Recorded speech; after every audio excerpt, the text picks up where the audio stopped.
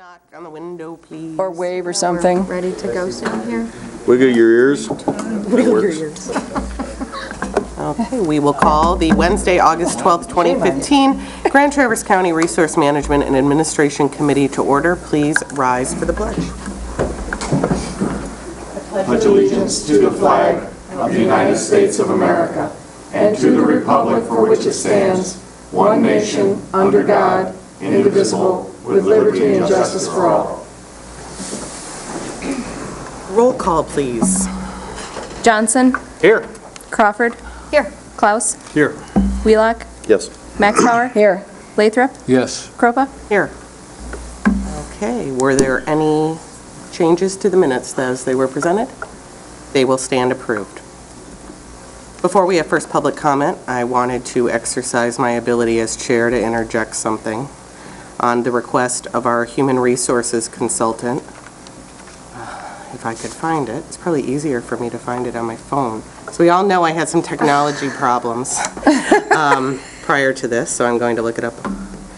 I wanted to read a press release from Grand Traverse County yesterday. I bet it's on my iPad.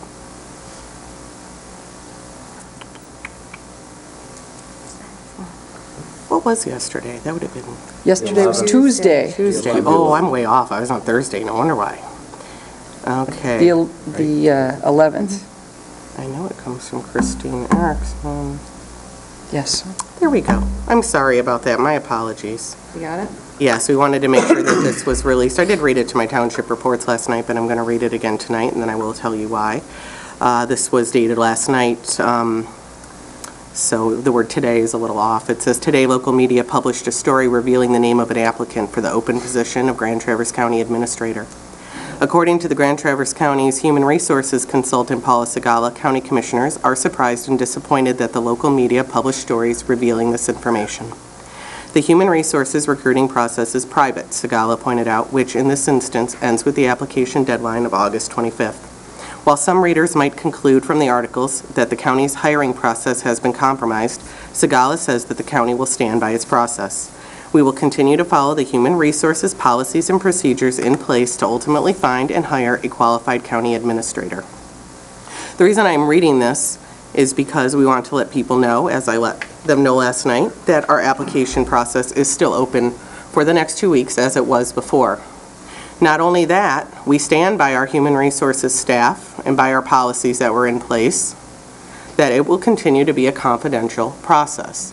Applicants that were concerned, citizens that contacted us yesterday with concerns that potentially their name may be put in the paper, we want to let them know that we have investigated and done everything that we can to ensure that this doesn't happen again, and that we invite everyone to continue on with the process as they would.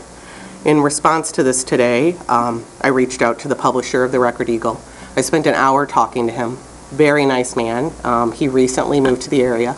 As you all know, or may not know, he is the 5th publisher in the last 40 months at the Record Eagle.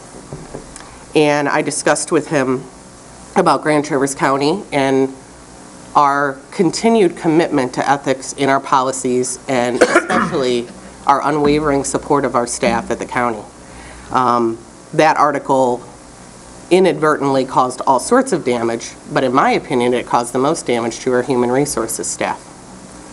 And the publisher was incredibly gracious and willing to listen and agreed with me that the headline yesterday was absolutely unacceptable. The headline insinuated that the county commissioners favored a particular candidate. I know that I certainly wasn't asked, and I don't believe that any of you would have, in the middle of a confidential process, let the Record Eagle know that you favored a particular candidate. I talked about Grand Traverse County and that its confidentiality matters in so many ways. Human Resources has the job application process, of course, health insurance information, things like that. Our prosecutor's office has victims of crimes, juveniles, and people that could be wrongfully accused of crimes, and things that are put out in the paper could taint that investigation.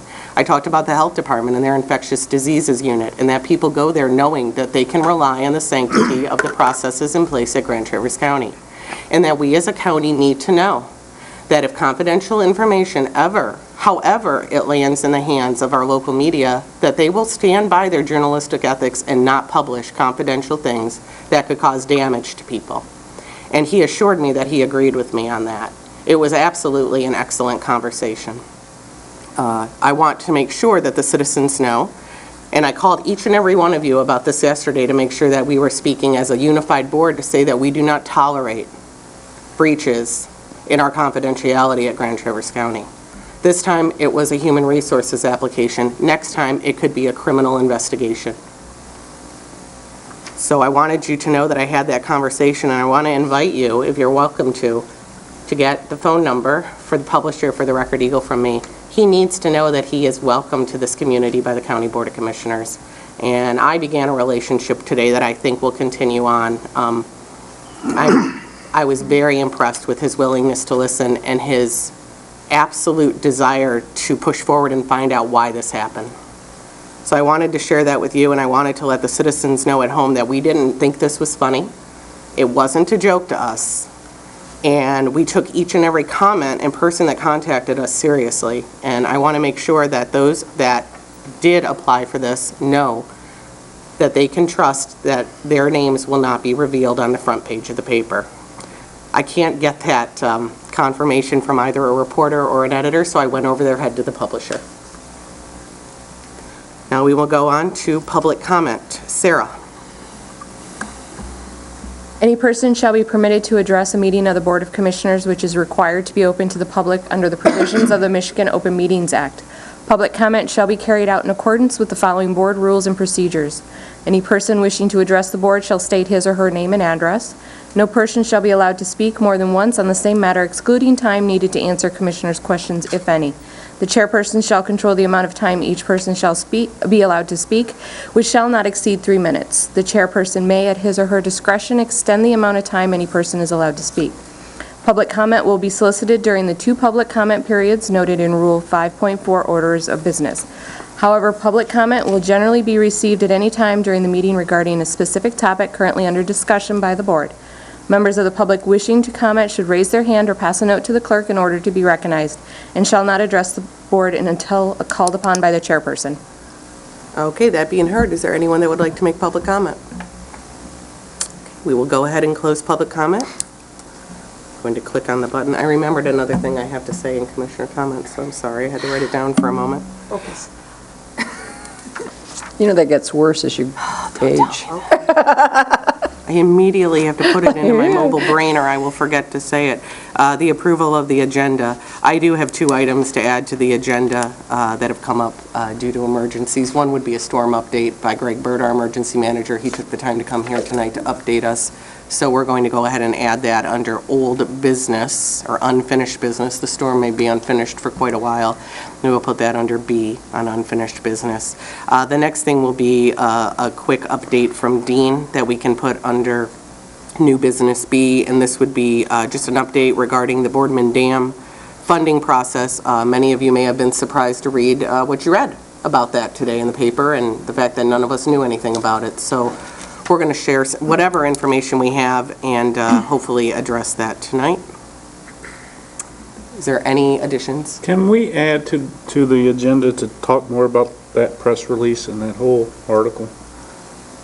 Absolutely. We can put that under new business. The job, the administrative job? Okay. Yeah. Given what Tom Menzel sent out too. So. You sent out something? He sent out an email. Okay. Oh, I may not have gotten that. Okay. Hey, I should look at my emails again. Where will that go? That will go in new business C. Christine, was there one for you? The only thing I was going to suggest is ask our emergency manager, since he has in all likelihood had many, many long days, if maybe he, instead of being under old business, if he would like to go under Oh, that's special true. orders We of can do business. that. Let's so do we that. can go I'm home. sorry, I'm not even thinking right. That would be great. No. No? Ann says no. No, she said she wasn't thinking right, and that's not possible. All right. You know, it's been a long day. Yeah, it has, hasn't it? Yeah. Okay. With those changes, were there any other changes that we wanted to have made? Okay. I would move that we approve the agenda as amended. I'll second it. Support by Lathrop, moved by Crawford. Any discussion? All those in favor? Aye. Opposed? Okay, on to the consent calendar. Sir? The purpose of the consent calendar is to expedite business by grouping non-controversial items together to be dealt with by one commission motion without discussion. Any member of the commission, staff, or the public may ask that any item on the consent calendar be removed and placed elsewhere on the agenda for full discussion. Such requests will be automatically respected. If any item is not removed from the consent calendar, the action noted, receive and file or approval, is approved by a single committee action adopting the consent calendar. All information identified on the consent calendar can be viewed in its entirety at www.grandtraverse.org. A, receive and file. 1, Conservation District Monthly Report. 2, Road Commission Monthly Report. 3, News from Michigan State University Extension. 4, Resource Recovery Manager's Report. 5, County Staff Report, previously Administrator's Report. Okay, that being heard, was there any commissioners that would like to remove anything from the consent calendar? Audience or staff? Okay. That being said, can we have a motion to approve the consent? Madam Chairman, I would move to approve the consent calendar as provided. Second? Moved by Wheelock, support by Crawford. Any discussion? All those in favor? Aye. Opposed? Okay. On to Mr. Byrd.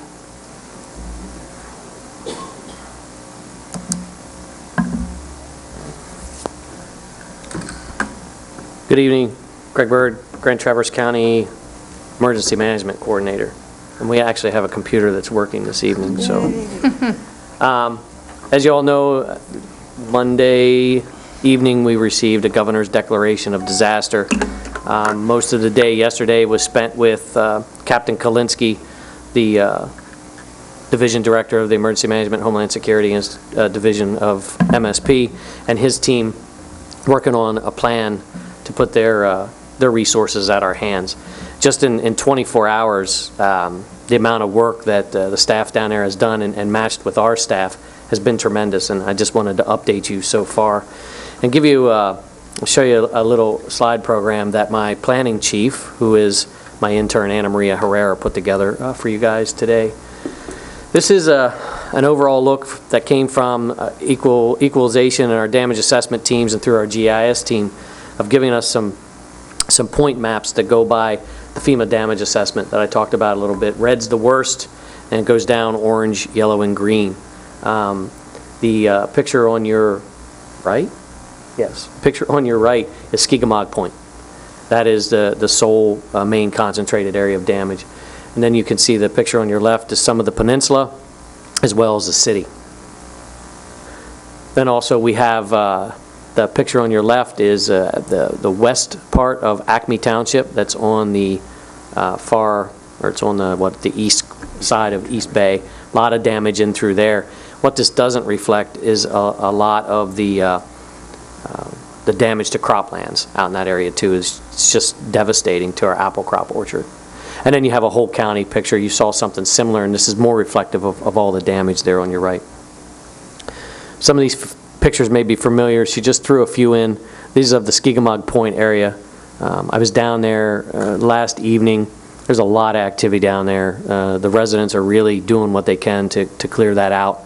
I know my counterpart, my partner from the state that's here, Mark Russo, he was down that area tonight as well, checking it out. This is some of the pictures you may not have seen. These are private residences down there that are completely destroyed. These are one of the residences that is a destroyed category, uninhabitable, and will have to be completely torn down. The picture on your left is, I believe that's the bottom story of a 2- or 3-story home, and you can see that it's completely crashed the roof and through the ceilings. And one of the crushed cars that was out there, and that is the tree that came down on that car. So this is a new deliverable we just had today and we gave to the state. And this picture is using the same scale of damage, but this is to all of our public lands. So this is parks, cemeteries, open spaces, publicly funded area that we put together a graphic to show the plots by the registered plots in the county that have severe, moderate, and light damage to them. We did this by township, And so this is tree damage, and a lot of this is going to have to be debris removal and cleanup. You can see on your right there, the red in the middle of the bay, that's Power Island. We did a damage assessment yesterday, and it's pretty bad out there. It's going to take a lot to clean that up. So these are some photos of actual public lands damage in the area. So our debris collection site are going well. A lot of participation. This is a picture of the Skegamog Point site, and I tried to take this picture for you as reference. You can see the Caterpillar bulldozer there, and this was taken yesterday. There's an estimate of over 7,000 cubic yards, and this is just the leafy material that's been brought in there from Skegamog Point, Whitewater Township, and this is some of the lumber that's coming in. Greg, are you able to move any of that yet, or are you still just collecting? Well, we're collecting there, and we believe that site, as well as the site out on Rasho Road, that we're going to process there. We're working with, luckily, one of the staff members assigned to us from the state is Joel Pepper, and he is a debris management expert. So he is working with Susie Shipman, who I know she's living outside her comfort area, but she's one of the staff members of the county that we couldn't live without. She's taking responsibility for these debris sites. She's scheduling volunteers to be out there and work them.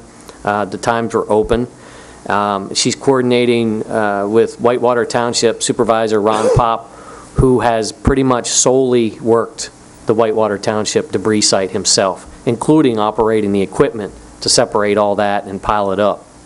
So this is really taking a whole community effort. And I know that some of you have worked at the debris site at Rasho Road, but we don't exactly know yet. We're looking at our options, we're seeing how much coming in, and whether we're going to process there and chip what we can, and we have some options as to what to do with the chips and et cetera. So that will unfold as we do our plan. The State Emergency Operations Center is operating in support of us. And my team here that we have is, I have my intern, Ana Maria Herrera, who is leading up as my plans section chief that's matching up with the state. We have her for 20 hours a week, and her internship ends this Friday. I think we've made arrangements to hopefully keep her on for a little while longer. And a lot of her work she can work out remotely too. And then for logistics, which is a huge thing, I have thankfully the use and the coordinated effort of Sheboygan, Charlevoix, and Emmett County's emergency manager and their assistant emergency manager. They're taking turns being our logistics chief, and everything logistics-wise is going through them, which today, if I can't even paint a picture of how much they took off of me and our staff by handling all that and coordinating efforts for that. So, so far tomorrow or at the latest Friday, we got approval for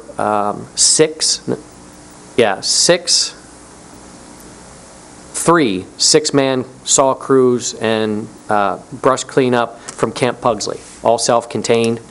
They're coming in. They're going to be working with Danny Brown and working on our county properties, cleaning up those just like they used to do routinely. The city has some projects for parks and cemeteries and some chipping projects.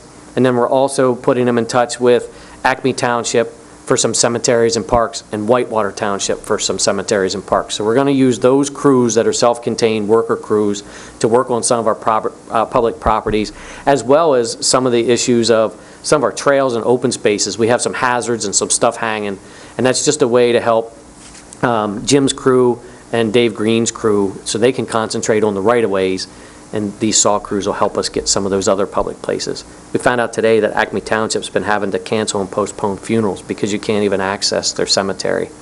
So these DOC work crews coming from Pugsley, we're going to use them for that. We also have some chipper and receiver units. The chippers blow it into the back of the truck.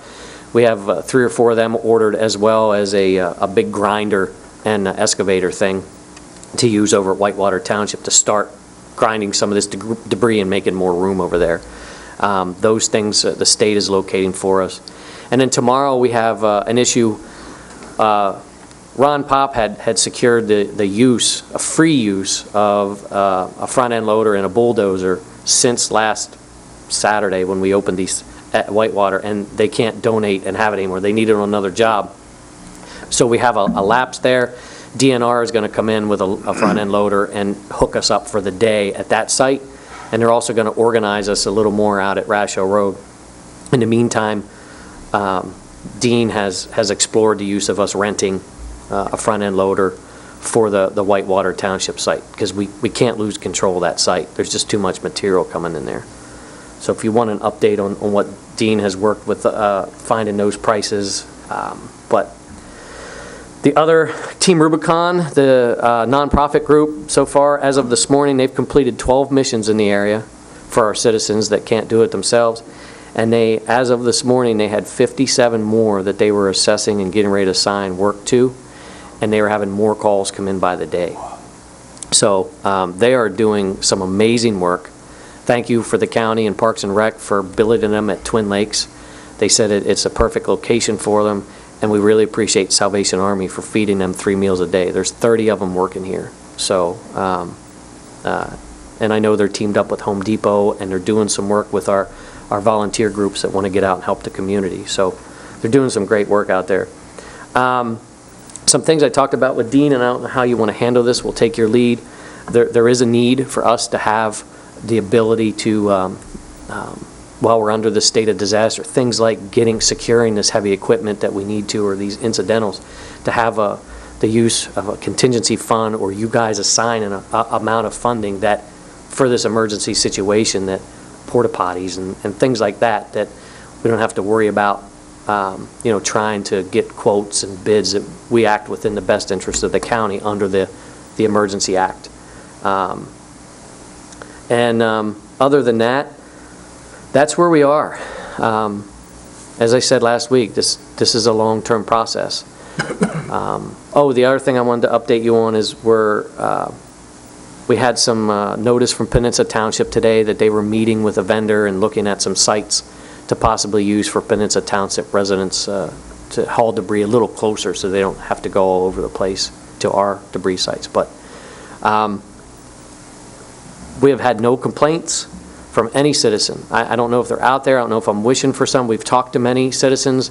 We've been openly having press conferences or press releases every single day with information. And all I'll tell you publicly is I'm thankful and blessed that we have a team that we do in this county that's practiced for this event for 2 years.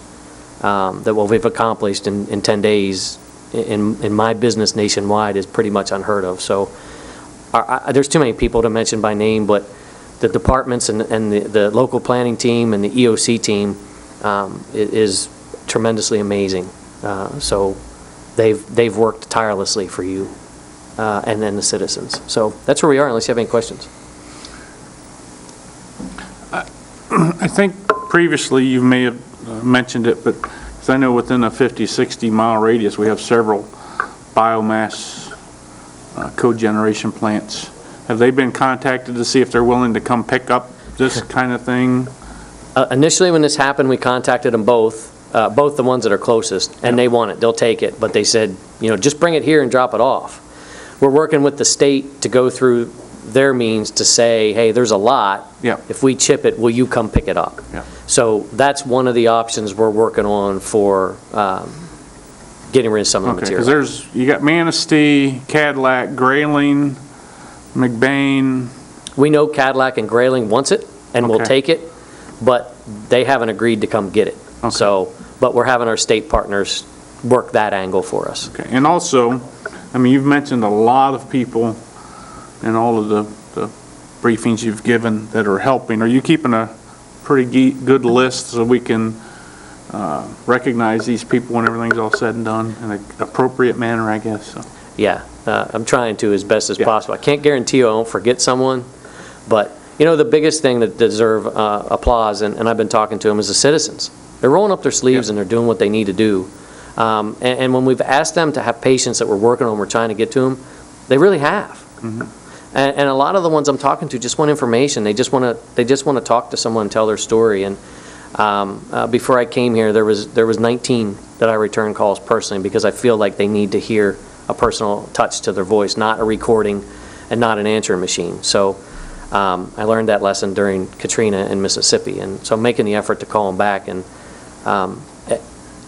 knock on wood, nobody died. We had very few injuries, but we have a big mess. And the big mess we'll clean up. You know, we're working 12 to 16 hours a day on that effort. And the state is now on board. And the coordination and the flurry of activity they've done to help us locate these resources and get them started this way, I think we're going down the right path.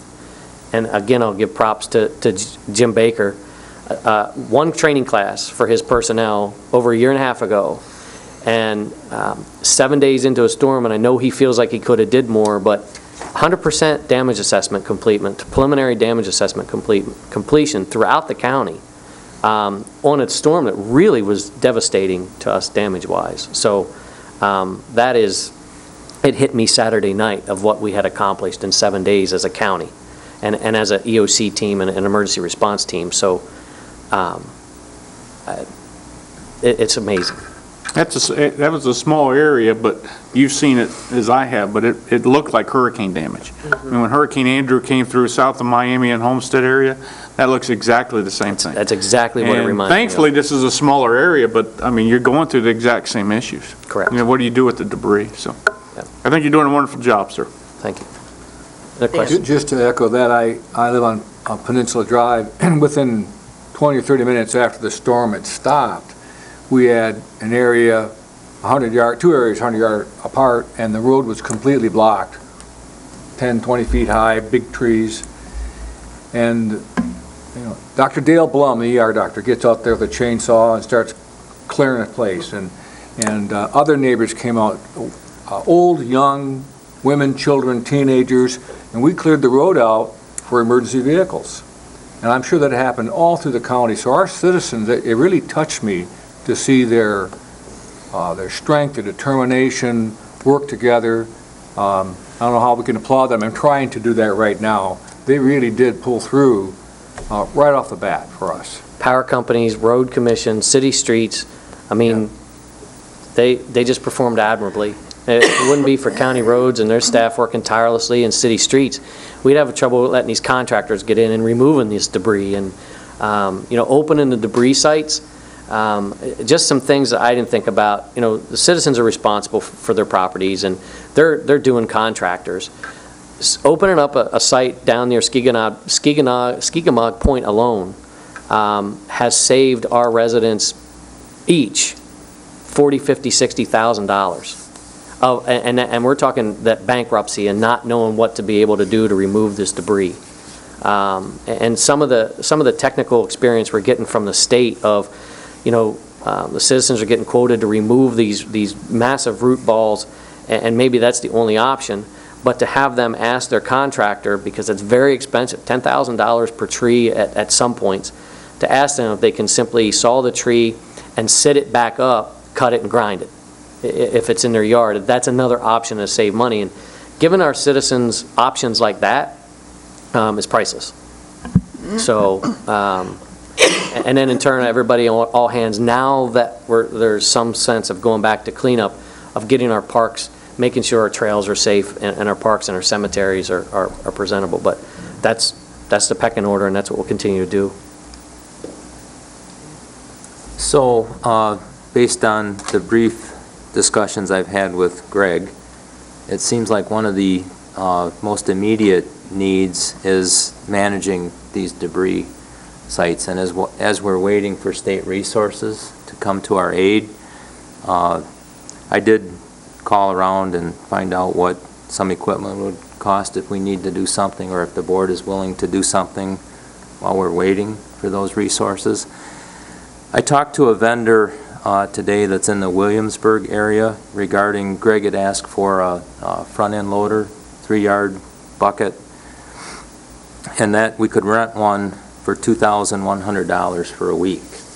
And I guess my thought on that is we were looking at having that resource for the Skeegamog Point. Mm-hmm. That loader is available and it can be driven to that site without a delivery fee. That's 6 days, 50 hours of use. If we go over the 50 hours of use, it's $42 an hour. That's a piece of equipment that we can rent.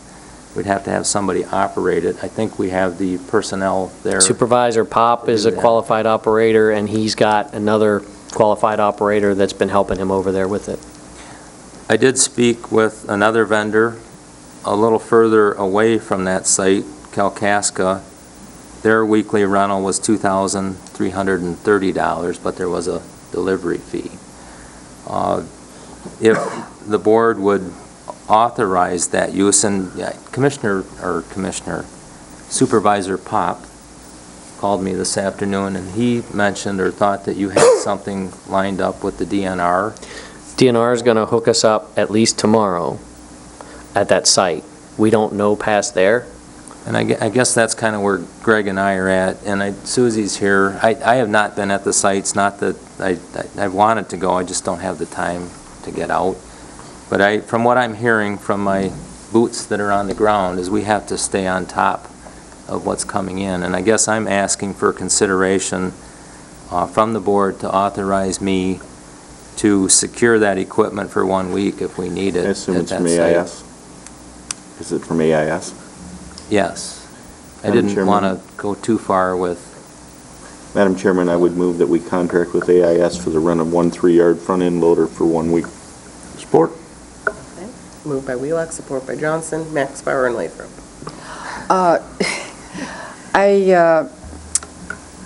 I want to, I've been on the radio a little bit, and every opportunity I get, I talk about what Whitewater Township Supervisor Ron Pop is doing.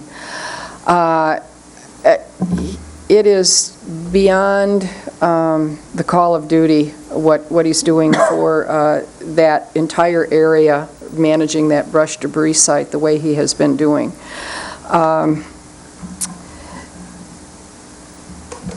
One of the things that I would like to point out to citizens, and I see this, I was driving down Maple Street today, coming back from Tom's, and I happened to glance over to the west side of the street, and I noticed there's this great big huge tree in somebody's backyard that is now laying on a garage. I just noticed it.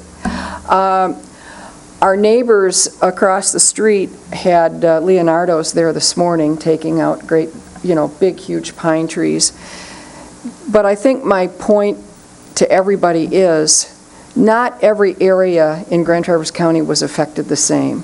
You're going to be driving through parts of town and you're going to say, what storm? And then you're going to drive through Whitewater Township and you're going to go, oh my heaven.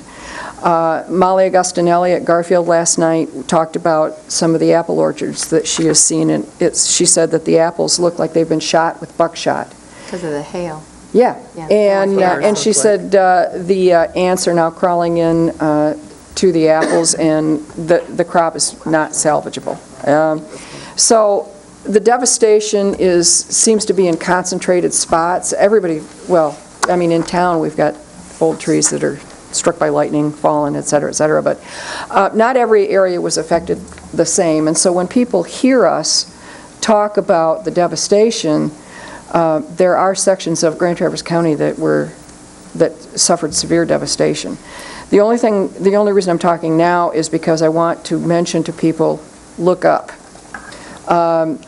Everybody's tending to look at the ground, but take a look up in the trees. There are branches that are snapped off that are hanging there, and I just want to make people aware they need to take a look at, because we found a couple in our neighborhood. That was our press release message today. If any of you want to share that, there was a lot of safety information on there.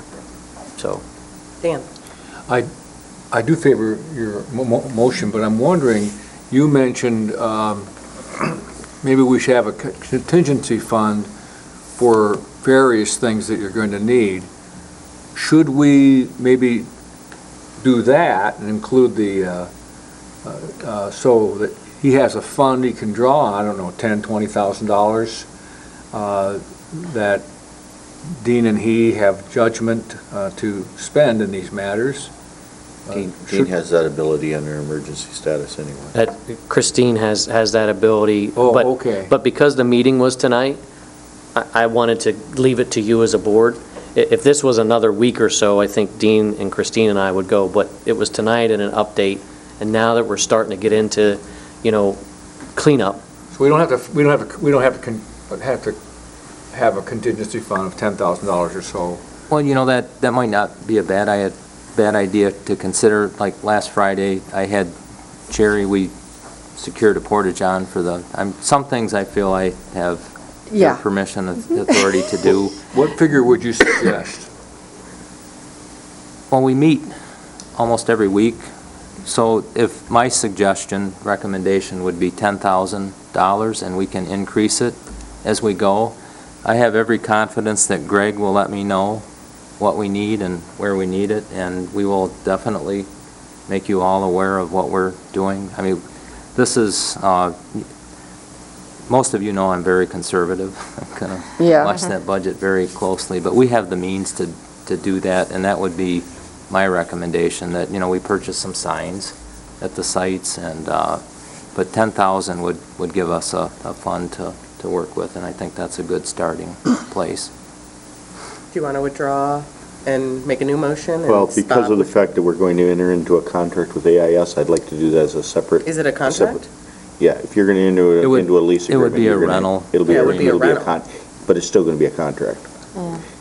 I've rented We can do equipment from that. We're still AIS, in you there. have to sign a contract.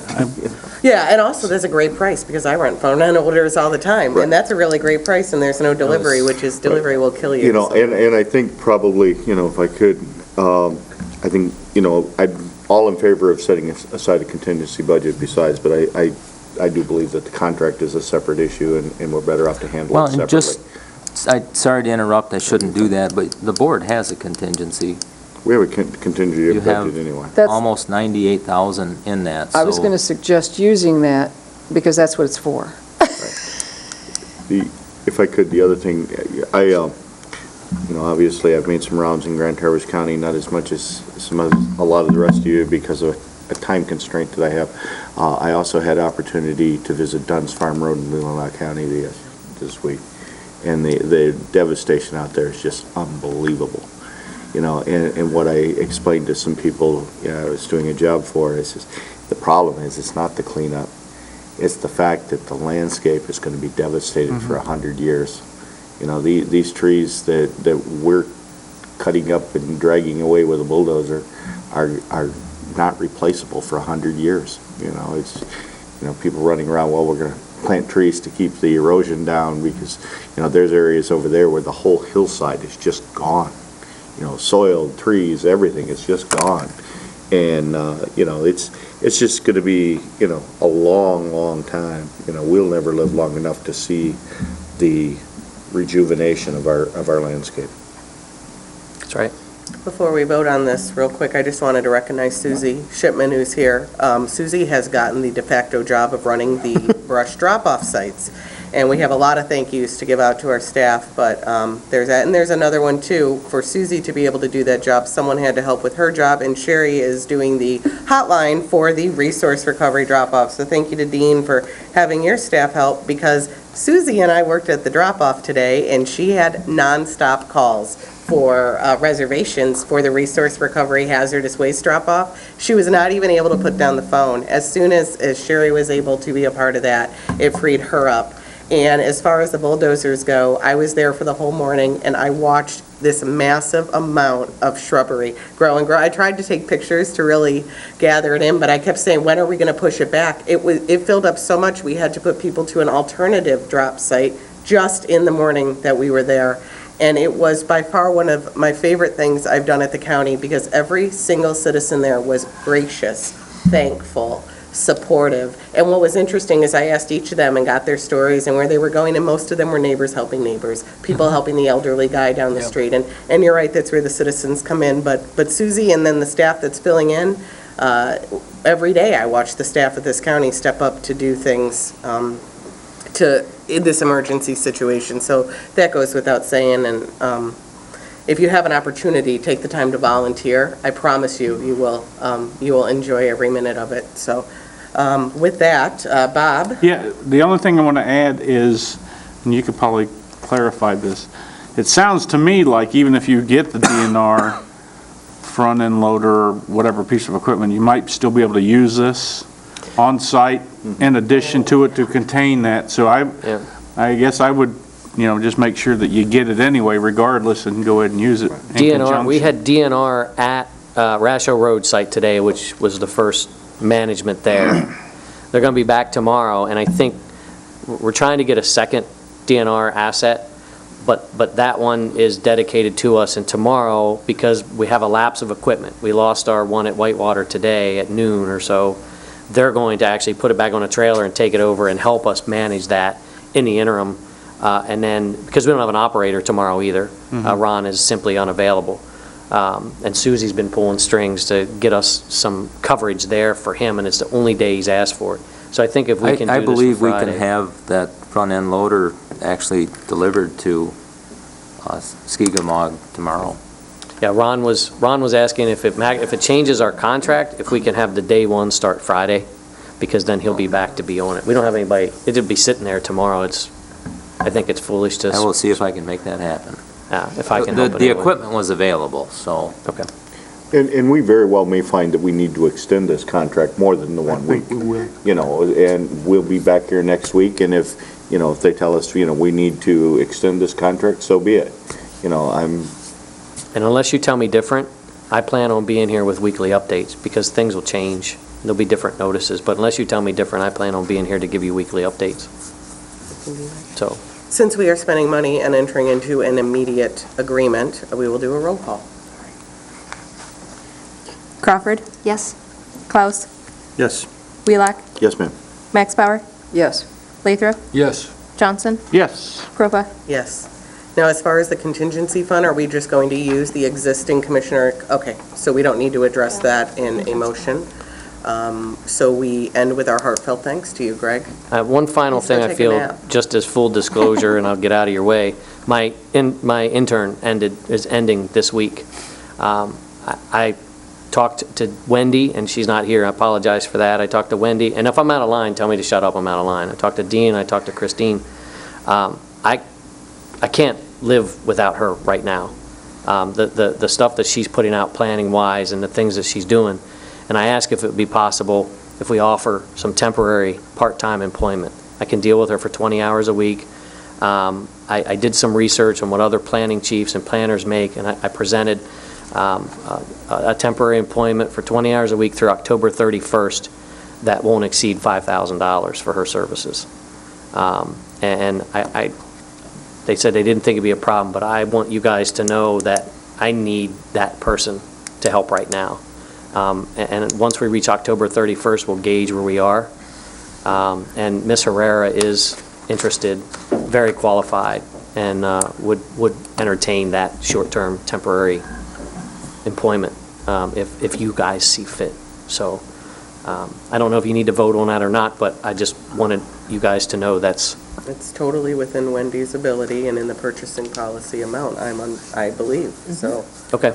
Wendy approves That is it. her We're good. discretion. 100%. So, yes. But full disclosure, I want you guys to know that I appreciate that, because I almost shed a tear when they came up with that idea to do that, so I appreciate that.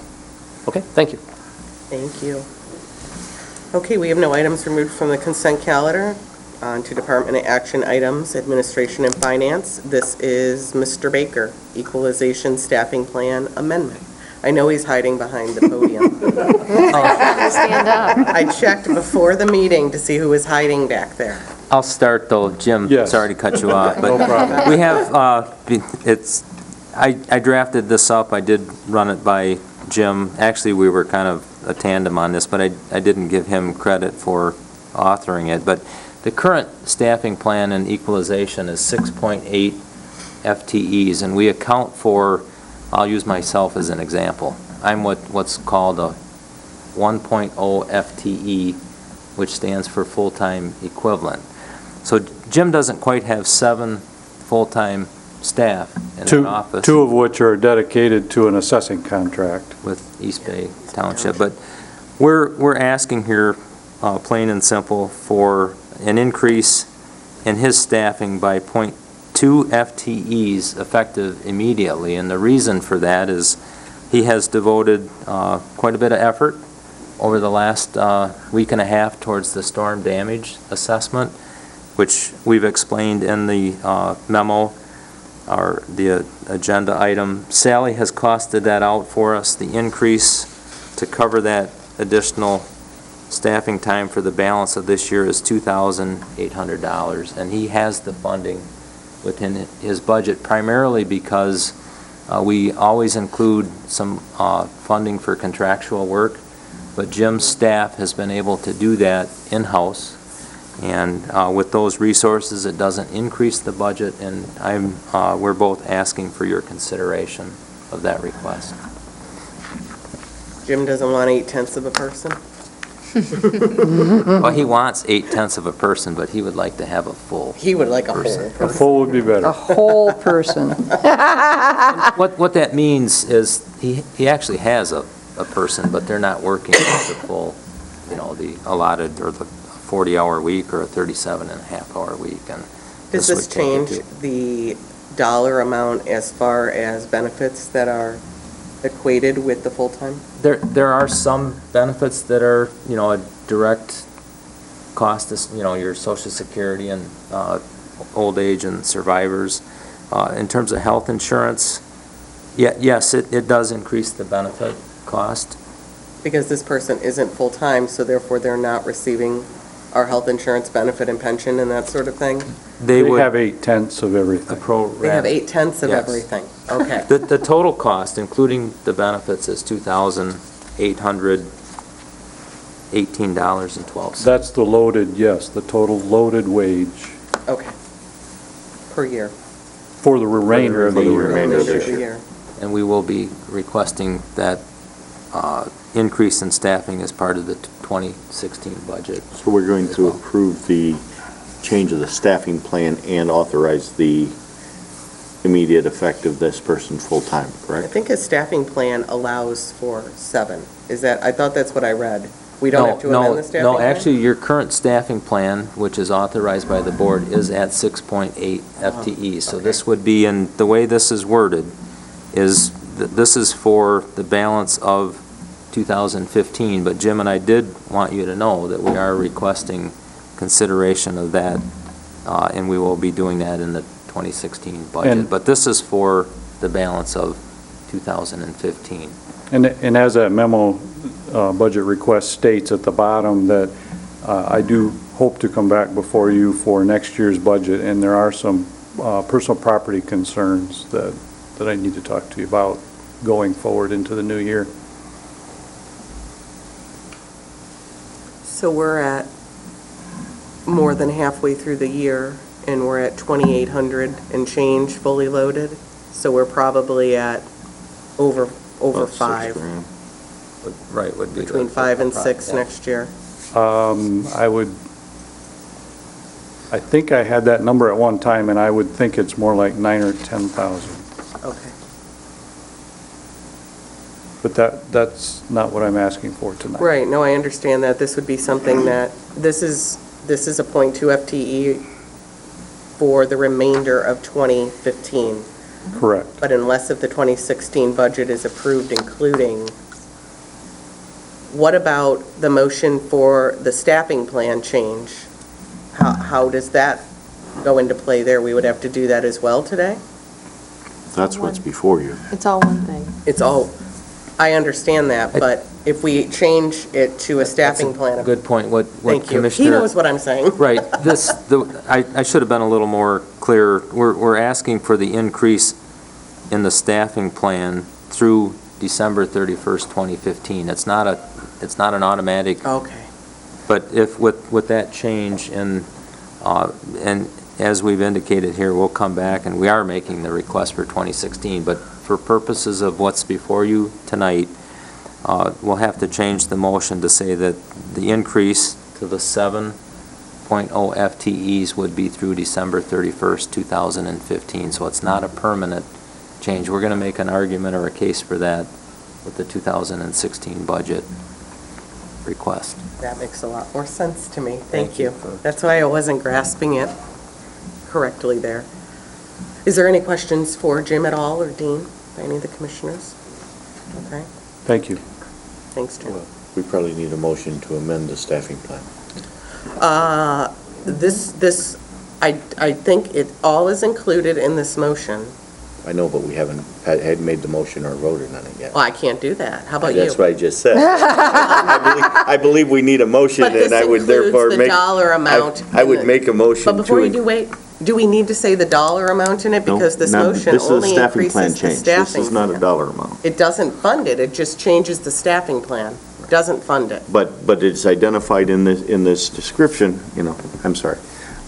Madam Chairman, I want to make the motion to increase the staffing plan by 2/10 of a person for the equalization department. So can we get the motion in a second, and then we'll do the discussion? Okay. For December 31st, 2015. December 31st, 2015. Effective immediately. Okay. The discussion is that the funding is designated in the summary of items, that the funding is all within his current budget. Jim currently, with his staff, has been able to complete a lot of tasks that in previous years we've considered farming out and contracting for. He's been able to do it with his staff, so he has some surplus money in his budget, and that's where the funding comes from. So we don't have So we're to fine. Okay. tonight discuss where we're going to fund it from. We can fund it from within his own budget. This makes sense. It is effective immediately. We'll do a roll call if no further discussion. Klaus? Yes. Wheelock? Yes, ma'am. Max Bauer? Yes. Lathrop? Yes. Johnson? Yes. Crawford? Yes. Yes. The next item would be vacancies on boards and committees. I think this was strictly for Is this mine? information, and Chris is going to advertise for those positions and contact the current, if I understand all of it correctly, she's going to contact all of the current people, asking whether they wish to continue to serve, and then we will advertise and we'll decide if we're going to interview not only new applicants, but existing members if we choose to. When we put together the agenda, originally there was an item that we ended up deleting, which was Chris's presentation on some new software that is in regards to boards, vacancies, and that kind of thing. And so this kind of got left on, but really it made more sense when that was there. Chris is hoping to have that on Ways and Means at the earliest, maybe on the final board meeting if things don't work together with her putting her presentation together. So that's why that was there. And I had asked her for the list too, so that we could look forward to whatever potential ad hoc committees we need to put together for boards. Okay. The next one is information sharing. Oh, that's me. This is from Chris Kramer and I as well. We do have had in the past a pretty clear method for getting communications from our department heads. If I were to go to Chris Erickson and ask her for, I don't know, the Easling pool numbers for 2015, the way that we're going to do it is the way that we had always done it in the past, but for some reason it kind of got a little lax. The information would go through Chris Kramer as kind of like a clearinghouse, and she would disseminate it to all commissioners. That way, if Carol had a question about the jail from Lieutenant Ritter, she could get, he wouldn't give the information to her. Captain Ritter. Captain Ritter, I'm sorry. And he's over there too. Time for a jail visit. Oh, no! Deputy Ritter would probably get the information to her as. I have a whole nother series of names that I've called him over the years, so we won't even go there, right? Hey, we went to high school together. We could share all, I can talk about his mullet that he had back in the 80s. Seriously, I have photos. But, she wants to get information. That information would go to Chris, and then it would go out. And Chris said that in the past it had gone that way. So this is a policy. She wanted to hear a consensus that we wanted to rejuvenate this policy. And then hearing a consensus from us tonight, she is going to work on drafting that policy, her and Sarah, and I'm sure with the help of Chris Forsyth.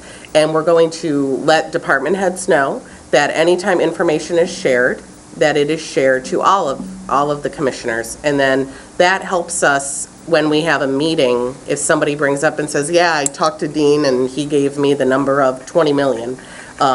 We don't all, the rest of us sit here, go, where did the 20 million come from?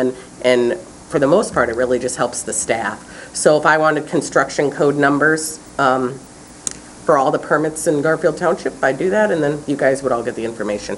So that's kind of the overall idea there, and Chris just kind of wanted a general head nodding consensus. That policy will then be drafted, and it will come before us for approval and discussion at that point. Is there any issues with anyone at all? Okay. Then I'm sure Chris is watching, so there you go. Now we're on to the boss man, Ritter. I'm just going to call you Ritter. Come on up. Captain. Mr. Kovacs and Carol Crawford for their follow-up on the community mental health discussion regarding our jail. It's just a discussion. Good evening. So I can give a little background. What happened was, in December, I'm sure everybody recalls that I believe the county sent a bill for $25,000 to community mental health. With the impression that community mental health was responsible for paying for the psychiatrist that we have contracted for our jail, Dr. Conlon. And of course, that was returned to us and said, no, we don't. Community mental health said, we are not responsible for paying for this. This is a responsibility that the county has.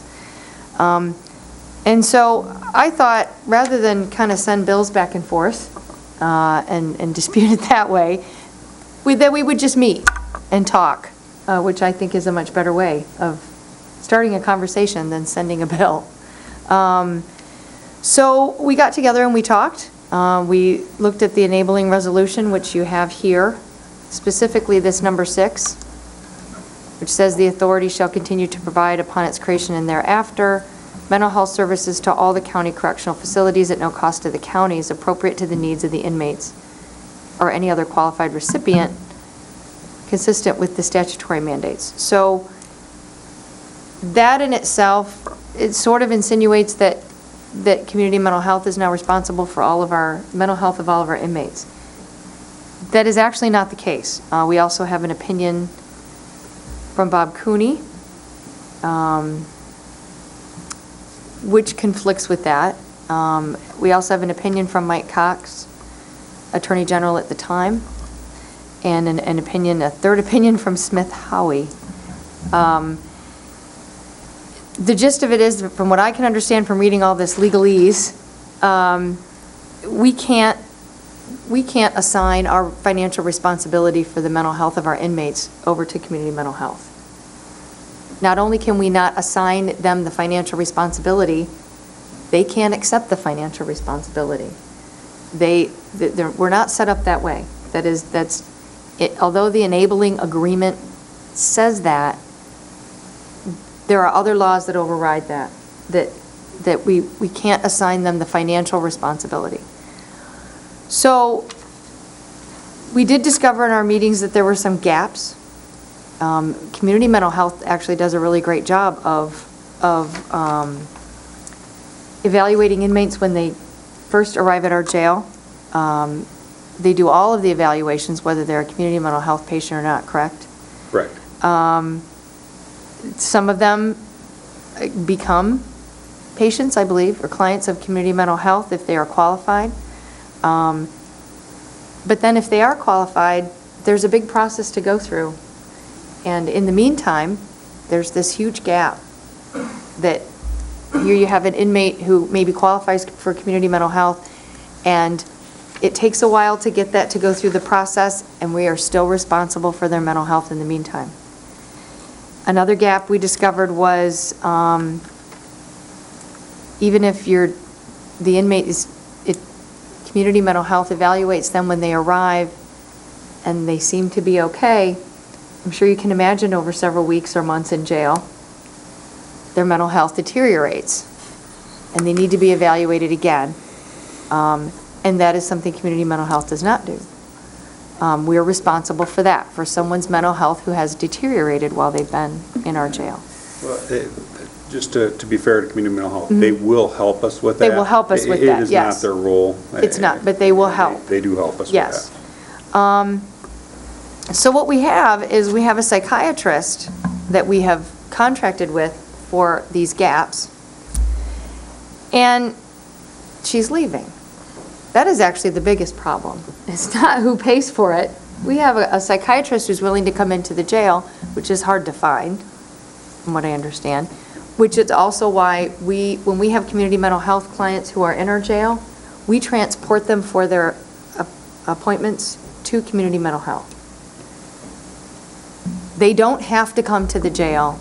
The providers don't have to come to the jail if they don't want to. It's not the greatest place to be, honestly. I like it. Well, I know, but Yeah, but we understand that. but psychiatrists, yes, if they say, I'm not comfortable doing that, they don't have to. We do transport the inmates out to see them. So our biggest gap was that we were going to lose Dr. Conlon. Correct. And so we sort of talked all this through, and now Todd can tell you Yeah. what we've decided to do for that. Where we're at through the end of this year is kind of status quo.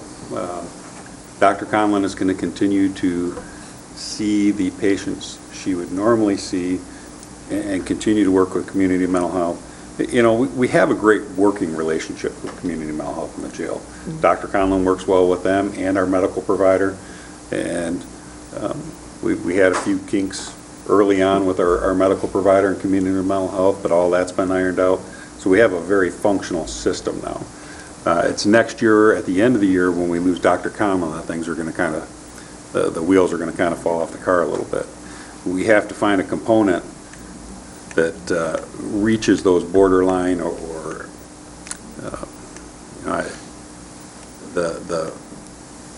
that small group that has a mental illness that is not already a consumer, that clearly needs some intervention prior to becoming a consumer of community mental health. And we're going to explore an option with our medical provider, and we're going to be asking for, in our next RFP, for telepsych, and start looking at some telepsych options. I know community mental health, Dr. Cummings at Community Mental Health is working hard to try to recruit more doctors in this area to deal with this type of clientele, and it's difficult for him even to get workers over there or additional doctors over there to deal with this specific type of clientele. So right now it's looking like telepsych is going to be our best option. And so, Carl, this is the way they do it in all the counties that Northern Lakes has community mental health, That's correct? Yes. All the Yes, other this counties. is really, I think Yeah. you said it is the model that has been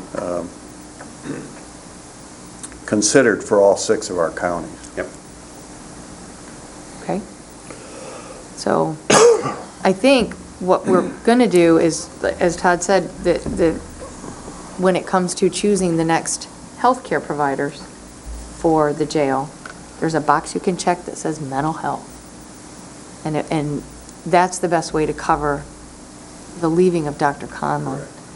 And that's really all I wanted to make sure that everybody was talking. Right. I think that it started out with the sending of the invoice back and forth saying, you owe us, no, we don't.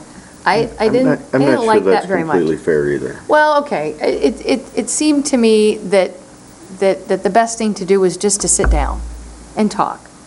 And I just felt that was a good way to go.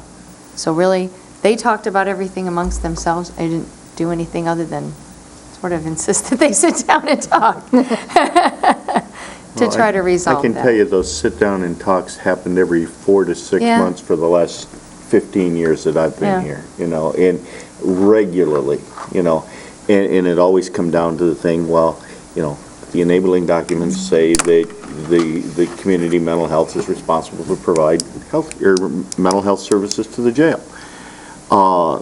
There's a big difference. When the enabling documents were signed,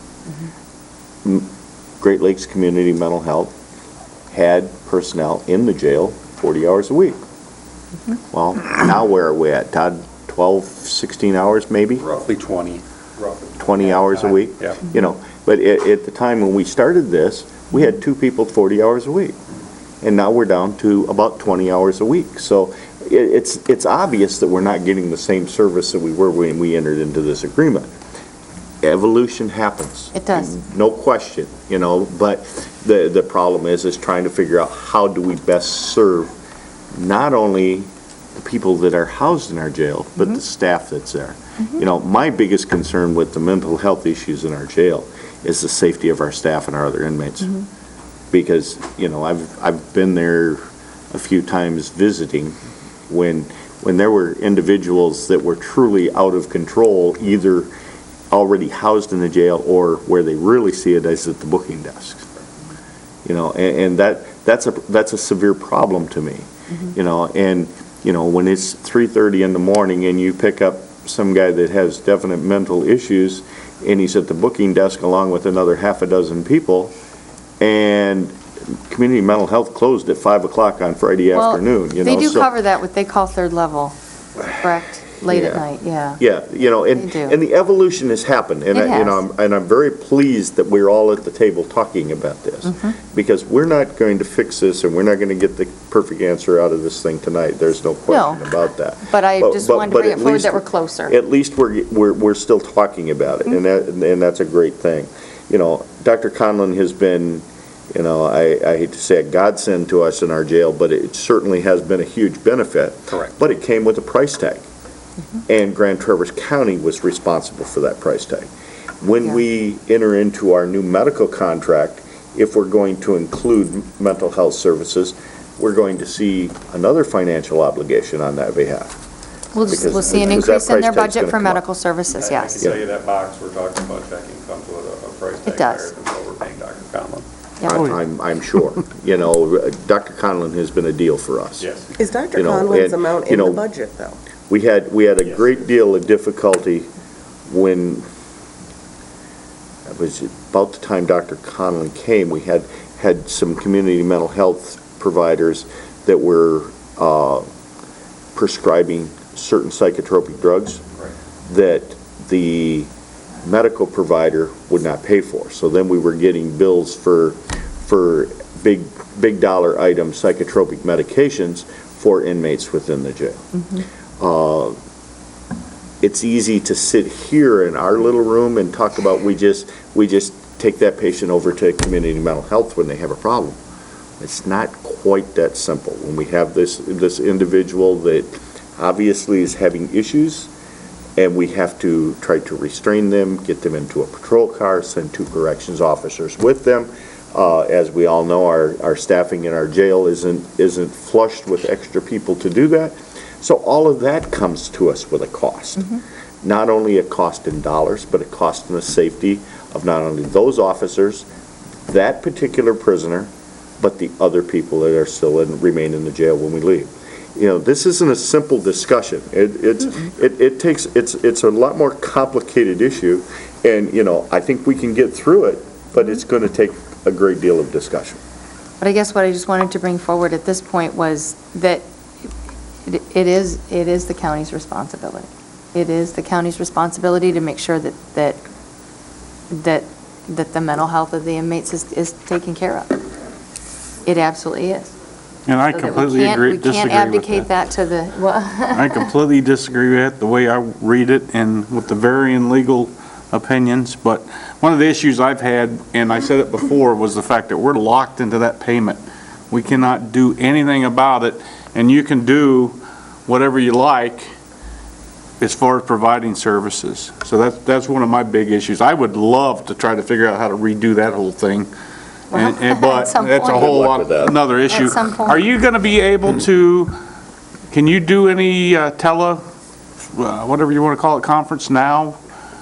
We do some of it now, Okay. yes. To alleviate some of that transportation issues? Transportation is a big, Yeah. scary thing for me. Because I know at the state home, the veteran home in Grand Rapids, we're using that, because it's hard, you can't find the psychiatric people to do this. I mean, Oh, yeah. even if we said, yeah, we want to hire someone full-time, it's going to be difficult to find that, so. That's the hardest thing. You absolutely. can't even find anybody willing to go to the jail. And that's the feedback, though, in our two major meetings that we had.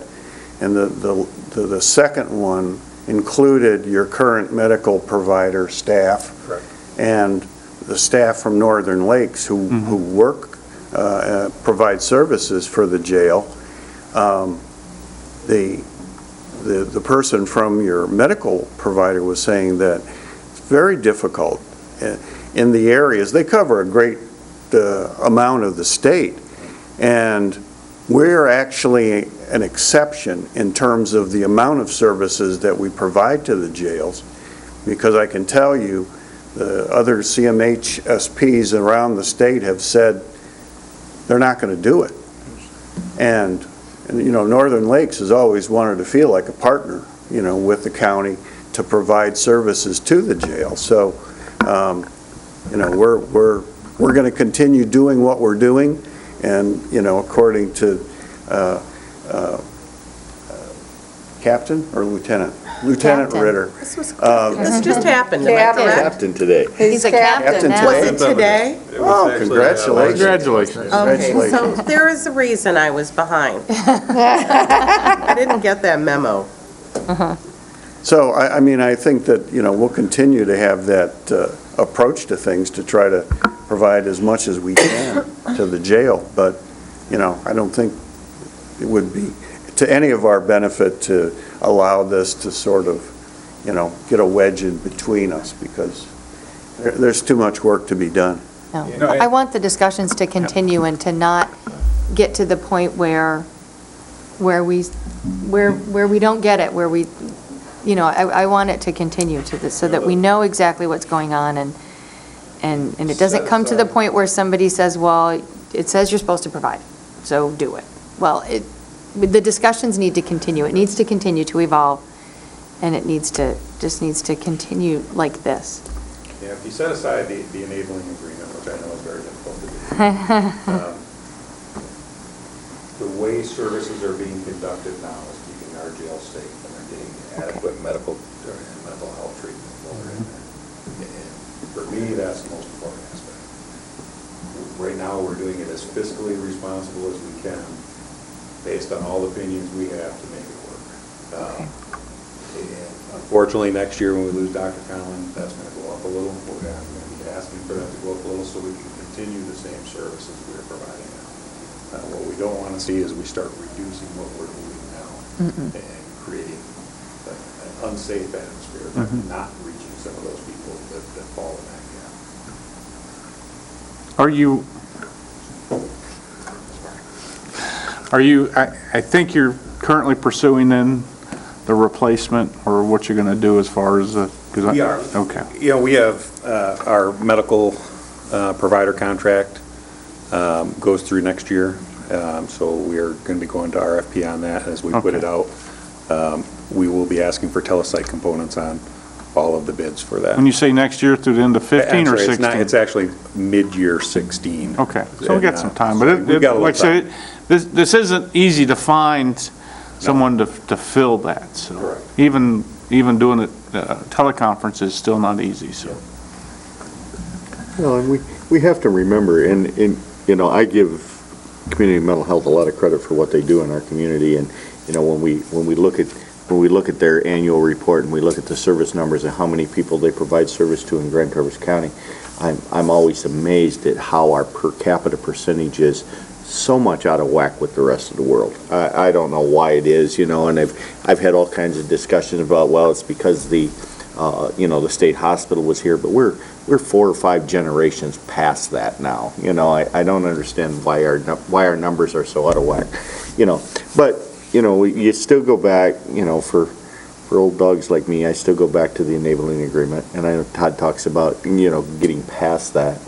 But that enabling agreement promised us service in the jail, with a price tag of over $680,000 a year. You know, so we're spending Grand Traverse County taxpayer money for $680,000, what, 682, 683, something like that. $683,000 a year that we're paying to Great Lakes Community Mental Health to provide mental health services in our jail. The enabling agreement promised us service within our jail, and we are still having to go out and get it because we aren't getting service. You know, and I do believe, I think they're doing a lot better job today than they were a few years ago. I believe that, absolutely. You know, there was a time, you know, a few years back that we looked at reports of how long from the time we brought a person into the jail, what the time lapse was before they were ever evaluated, even when they were registered community mental health clients, and it was simply an unacceptable number. But I think they're doing a better job with that. So, you know, there's no simple solution, and whatever we do here is going to cost us money. You know, the other thing that I think of too is we don't have the mental health court anymore in Grand Traverse County because of the reduction in the number of judges. I mean, so that ability to divert from the jail has been limited. So that's worked against us. And, you know, back to the issue of the $600,000 county contribution, when those contributions, as I understand it, and you lived through it, so you tell me if I'm right or wrong, but those were levels of county contribution that preceded 1997, that in order to be able to, if you formed an authority from being a county organization, the state in their documentation and their contract allowed you to freeze the amount that the county put into the pot in order to have this relationship with the state that says, okay, you'll give us matching money, which is a good deal. And so that amount in 1997 hasn't changed. But the services and the amount of dollars coming into the county have increased.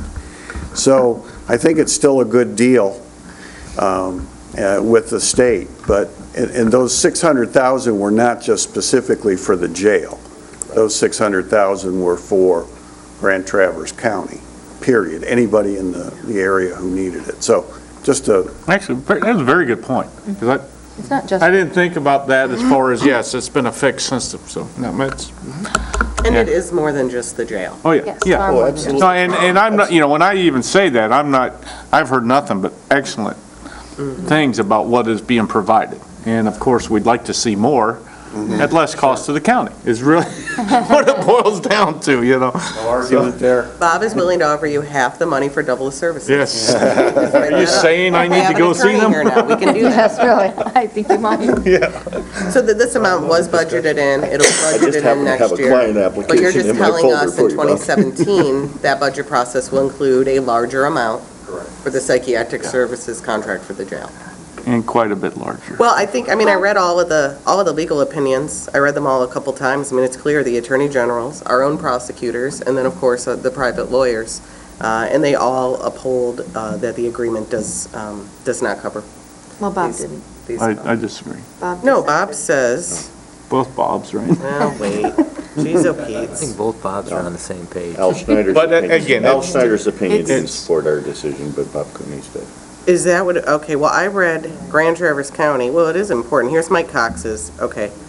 This I don't- is from I Grand, don't think oh, I'm there's- sorry, Al Schneider, my I'm bad. not sure there's anybody in the state that truly agreed with Mike Cox's opinion It on says- that whole issue. Finally, the enabling agreement does not specify the manner in which services are to be provided. And then it says, therefore, Northern Lakes Community Mental Health is not required under the terms of the agreement to provide in-house mental health services. How did I misread that? You're right. Okay, so all three of them say the same thing. I mean, and I'm sorry, that was not Bob, it was his predecessor, Al. I think I just automatically see the county prosecutor logo and think that they all were pretty clear. I didn't see any dissenting opinion in the agreements, and they came from different levels. So I think at that point, we don't really have much of an argument about the agreement. Yep. And I think that we need to move forward with looking at the best value that we can get. I don't doubt that the jail's going to do that. The agreement is, I could read legal opinions backwards and forwards all day and understand them. I could barely understand the enabling agreement. So, maybe there is something to that, but that's a different issue. This is really more of a budgeting issue, is what it sounds like. Yeah, the biggest issue is that we have our great doctor who is willing to come to the jail and they're leaving. So how do we cover that? Because we can't just say, well, that's okay, community mental health is there to help. As there's big gaps that would really cause trouble in the jail if we just didn't cover that.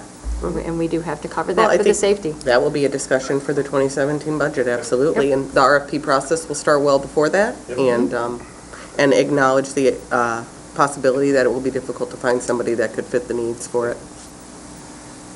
Was there any further questions for either of them? Okay, well, thank you all for your help. You're welcome, thank you. Thanks, you. guys. Next will be the inserted unfinished business B, which would be to Dean for the Boardman Dam update. Okay, I'm going to start, just maybe cover a few points and then answer questions. And I don't consider myself an expert on how we're going to get to the end of this project, but on July 10th, we had a project managers meeting, project management. They meet the first Friday of every month. And the update at that point in time was I'm just going to hit some of the highlights. We're currently working on the 90% design for the removal of the Boardman Dam. And that was pushed back. We were supposed to have that August 3rd. Now that's expected to be received by August 18th. At that same meeting, we had an update from Carl Platts, the U.S. Army Corps of Engineers. This is just intended to provide you with kind of where we're at with the whole process. At that point in time, one of the key items that we were expecting or trying to have from the Army Corps was what's known as a FONSI. It's a finding of no significant impact from the removal of the dam on the ecosystem. That was not yet available. But subsequent to the issuance of the FONSI, the Army Corps would also then have an environmental assessment and a detailed project report would be prepared for signature. And that completes the feasibility part of the Army Corps' study. But at that point in time, we didn't have the FONSI, so things are still moving forward. Once the Army Corps feasibility study is done, then we would entertain or look at a project partnership agreement for the actual project with the Army Corps. And at that point, what I'm going to stop and say is we're kind of on two separate tracks here. We're working with AECOM, which is a contractor that the implementation team has engaged to do the design of the Boardman River Dam removal. They're separate. That work is being done separate from the Army Corps, but if at some point in time the decision is made to partner with the Army Corps of Engineers, that design work that AECOM has done would be able to be used by the Army Corps. So you're kind of moving forward with two different tracks on how the dam removal might be handled. And of course, we've got the bridge, the Cass Road Bridge, which is part of this process. One of the key components, or the reason, I guess, that the implementation team is working with the Army Corps is because of the dollars that they have, that they could commit to the project. They currently have committed through 2016 and 2017, approximately $10 million. But of course, working with the Army Corps, there's a requirement for a 35% local match from non-federal sources. That's a big hurdle for us to get over. And consequently, there's two different funding scenarios. I mean, if you work with the Army Corps of Engineers, they bring a lot of money to the table, but there's that 35% local match. Keep in mind that we've identified and have received other federal funds from different federal agencies, and that was a lot of the funding that was used to take out the Brown Bridge Dam. Brown Bridge Dam, that removal, the total cost for the removal of the Brown Bridge Dam and the river restoration there was $5.7 million, fully funded for the most part by other federal funds, which leads to the memorandum of understanding. So this is a pretty complicated formula. One of the things that since I've kind of been assigned to this project, I've really been pressing for an answer to the question regarding that 35% local match and the other federal funds that we have, that are available. So with the help of folks from the CRA, the Conservation Resource Alliance Group, I signed a letter to the Army Corps asking that question. Can we use the other federal funds that we have to, cover that 35% local match, which would really help us? We have not received an answer on that.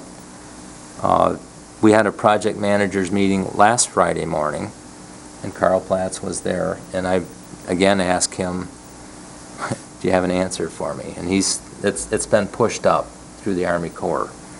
And it's getting a lot of attention, but I still don't have an answer, which is key to how this is ultimately going to be looked at or potentially funded when it comes back to this board for consideration. Despite what was in the paper, I have not seen a PPA. And that project partnership agreement, this board would have to agree to that. I have not committed to anything here. I'm trying to come up with a solution as to how, working with the IT, we've got the road commission, Jim is here, we go to these meetings, we're all trying to, do what we can. So then, going forward to the implementation team meeting, and I think Commissioner Kropa, I'll provide these minutes. Should we include them in a packet? Yeah, we had hoped to get just the minutes so everybody Okay. could look at them. I was unable, due to funeral arrangements, to attend the meetings. And so I was really surprised to read in the paper. I thought I must have missed one heck of a meeting. But reached out to Dean and found out that he was just as confused as I was by that information. So that's where we end up today. But just I'd like you all to see the minutes too. just a few more comments. At the project, the actual implementation team meeting, that group meets once a month, and I believe we meet next Thursday. But on July 16th, we were updated by the Corps that they have signed the FONSI, which basically, it's a finding of no significant impact from the project, which is key. That's the first hurdle that you have to clear. So then AECOM and CRA are working with Carl to come up with what's known as a IDR as to how that local funding and everything we've done to this point, how that factors into the 35% match requirement. And I can tell you, because I did not leave the meeting last Friday morning until I had a chance to ask Carl again, how is this going to work? How is this going to look? He was working with Kim Balke, who's our main person on this in terms of the funding scenario. And I have not seen an update on the funding since there was a summary May 27th. And we have received some additional grant funds since then, but we still have a huge funding gap. Yep. We're not even halfway.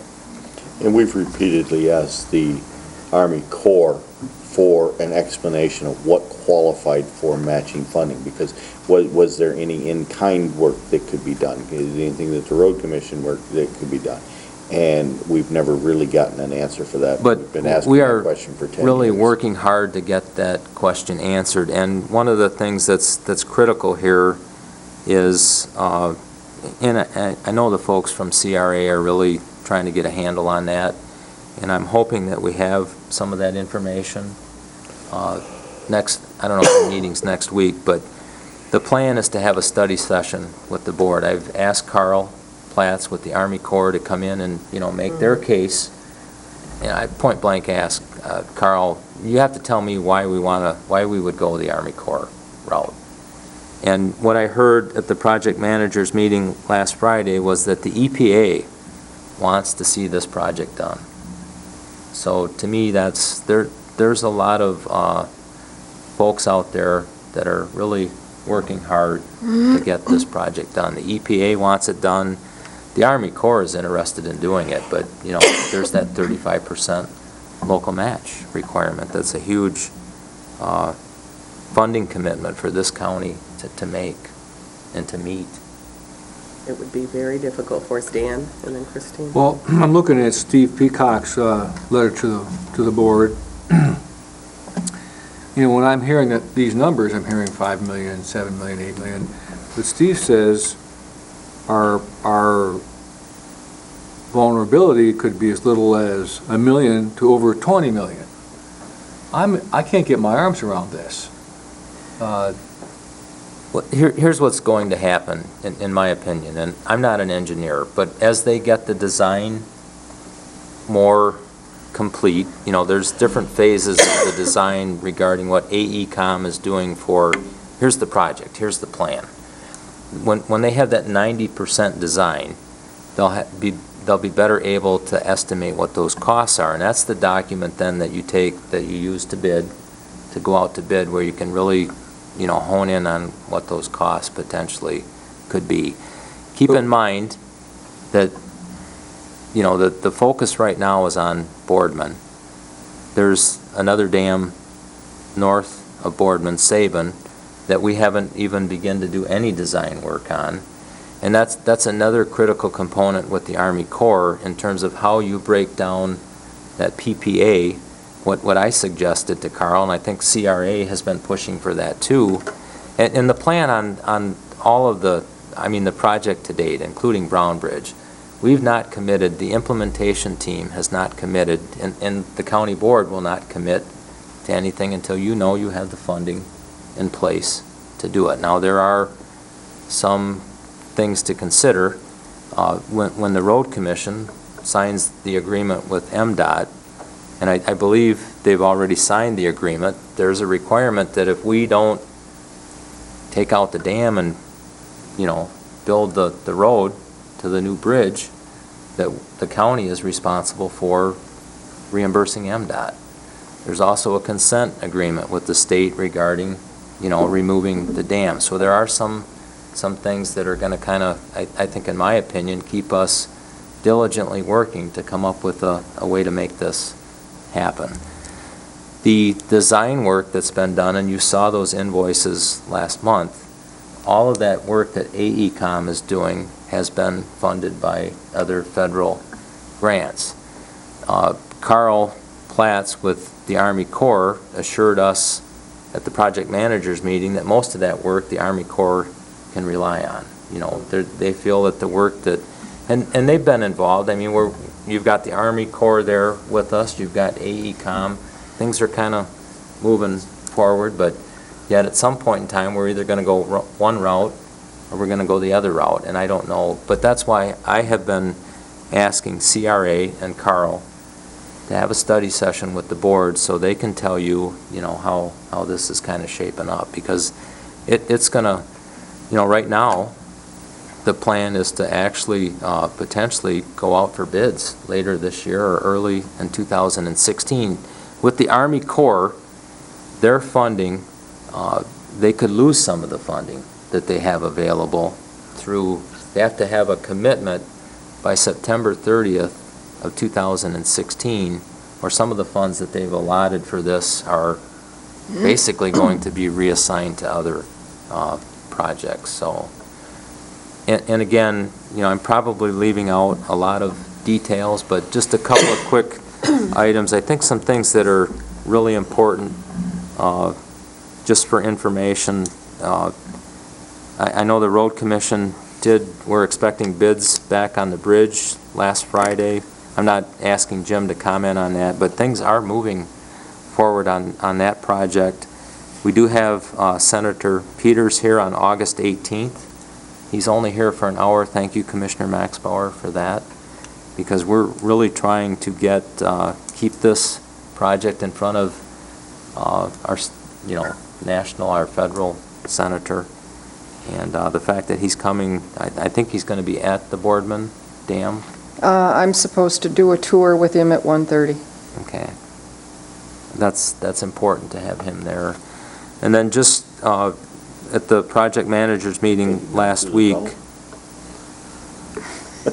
we were presented with a huge part of this is what happens if, in the event that we do agree to take out the Boardman Dam, the management of the sediment. And the study that was done, I'm not an engineer, but there's no significant concerns about sediment as it moves down the river. They did various studies way over my head, but they've looked at it a number of different ways, and in our lifetime the conclusion was that they were concerned at how the sediment would accumulate at South Airport Road. There's going to be some there, but I think that in the next 50 years, I think the river, it might raise the river by 1/10 of a foot. I may be wrong on that statistic, but they are really studying this, and the next month, a lot of information is going to be kind of moved to that 90% design level, and I know that at the next IT meeting, I'm going to make sure I invite you and let you know when that is so that you can help me press them. Thursday at 1:30, next Thursday at 1:30? Hopefully it's next Thursday, but we really need to get this whole project back in front of you, and especially what those funding scenarios look like. So that's the plan. Yeah. I do want to bring up the memo of understanding with the city. Yeah. The $5.7 million, the county board, as I recall, was extraordinarily reluctant to move forward without that memorandum of understanding, where we share the grant funding. Brownbridge received $5.7 million. We have not even come close to that, and at some point, I think we need to sit down with the city of Traverse City and talk about the memorandum of understanding. I believe that it will be a more productive conversation after we get numbers, more complete information. I agree, and I think at some point in time I need to talk to my legal counsel regarding how much weight that memorandum, but it's been my understanding that because we did Brownbridge first, and a lot of the federal money went towards that removal, and granted, there's other funding that went there, but there should be some cost sharing with the city based on that memorandum of understanding. The Grand Traverse Band is also a partner to that memorandum of understanding. Absolutely. So there are a lot of details that need to be worked out. I'm not kidding myself, and I'm not kidding you. And I know that Kim is really working hard with Carl to get that figured out. It does concern me because I want to know how this might look if we go Army Corps, or if we try to go with all local, or not local funding, but the other federal funding, not only the grants that we've had, but the grants that CRA has applied for. And one of the things that I shared with the group last, and maybe it was after the meeting with just Carl, but if the answer regarding the use of the other federal funding sources that we have is no, then I told Carl, my suggestion is we carve out components of the work that we can use those other federal dollars for, which would then limit the Army Corps scope of work. And if you lower the Army Corps total cost, our 35% match is lowered also. So I'm working with them. They're all trying to get this, finalized, and it's moving forward. It's moving forward very rapidly. And yes, there's a decision coming for the board soon. There would, just 1 minute to let you know, I have read these governing documents, and it was originally called the BRDC, the Boardman River Dams Committee, many, many years ago, and that turned into what we now know as the implementation team. And this was a unified agreement. Groups got together and said, we are going, the state said, hey, you're going to fix them or you're going to remove them. And these groups got together and said, we're going to remove them. Geographically, the city-owned dam happened to be first. And that did exhaust a lot of the opportunity for the federal funding. And originally when we looked at Part 2, or this Boardman River Dam removal, the MDOT Critical Bridge Grant was 3.1. We needed a 3.5 million local match. Boom, that was how we were going to get our funding. Well, I think you all know how I feel about that.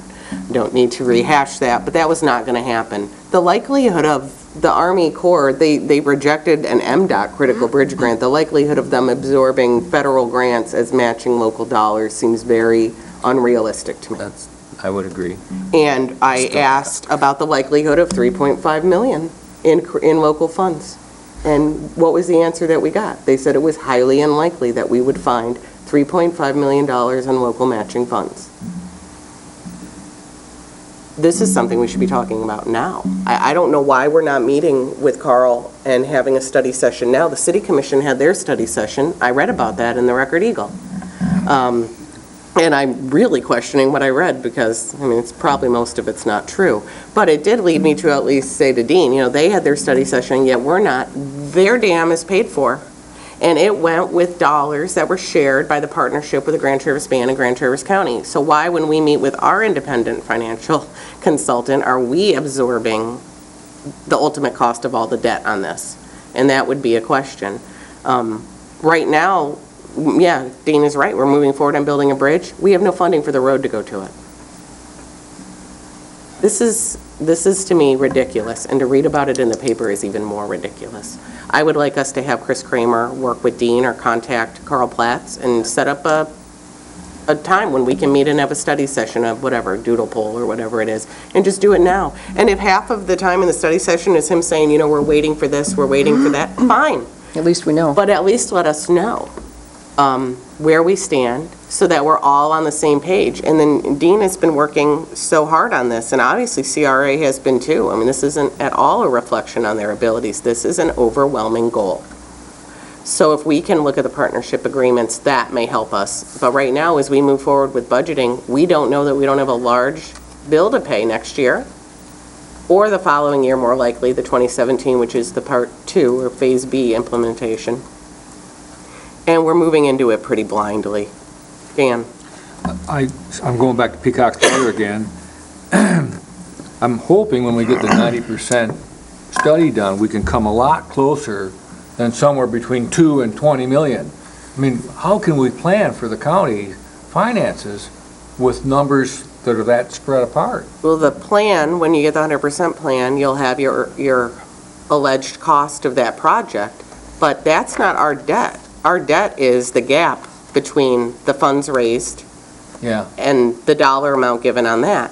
And then remember, we then have the Sabin Dam. We have a 30% and a 60% and a 90% and a 100%, and I'll tell you, those dollars don't go down with each percentage. Yeah. The project grows and grows and grows. Commissioner Klaus and I discussed this yesterday. It's such a fascinating process for us as business owners, because one of the things that we do is somebody comes to us and says, I have X number of dollars for a project, what can you do for me? This is the exact opposite of that. This is a project where every time they do another 30% design, they go, oh, we're going to need this, and oh, we're going to need this. Oh, well, we'll just add that to the fundraising total. And CRA is like, we can't even fundraise what we've got. So it's not their fault. But my question to Ron, and what I'm curious about with Dean, is why can't we just put a cap on it? We can afford X number of dollars for Phase 2. Engineers, you need to meet it. It's just like with Ron. Maybe you can't have the ceramic tile and you gotta have the vinyl floor, but your business will build a house in that budget. Maybe we need to have the engineers have a cap on what their design is. Right now, it's the sky's the limit. What do we need? Oh, and then we'll just fundraise it. Well, the sad problem is they aren't being able to raise the money, and guess who's stuck with the bill? Ron, and then we can go in a row. Or- And just, I did go through the URS invoices, if it's proper to bring them up now, well, I mean, it's what we're talking about. Yeah. The bright spot is, when I go through everything, when I added up the numbers, they've underbilled us by $45. But on the, But. Way to go. Yeah, that was the bright spot. There's a but. There The very first scheduled values that they presented in the invoices, they call it the total fee, which is the total, their total bill for putting this project together, I believe. They started out in August of 14 of $728,000 total fee on the schedule of value. On January of 2015, it went to $1,010,891.26, which that there we found out was incorrect. It just needed to go to $1,011,000. That's a $283,000 increase in their designing fee in 6 months. We're 6 months later. We're still at the $1,011,000, but I didn't see anything that said, that there was any change in the contract, anything that allowed them to add to the cost of the total fee. That was addressed in the 60% plan, wasn't it, Dean? The engineering costs went up.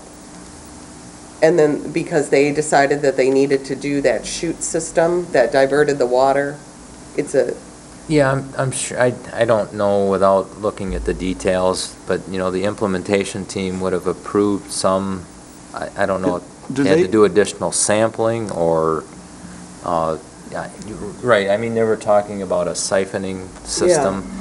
But, perhaps, I didn't, and I, was going to the meetings, that was, I don't know. I'm going to always tell you when I don't know. I could find out. I don't know what caused that change.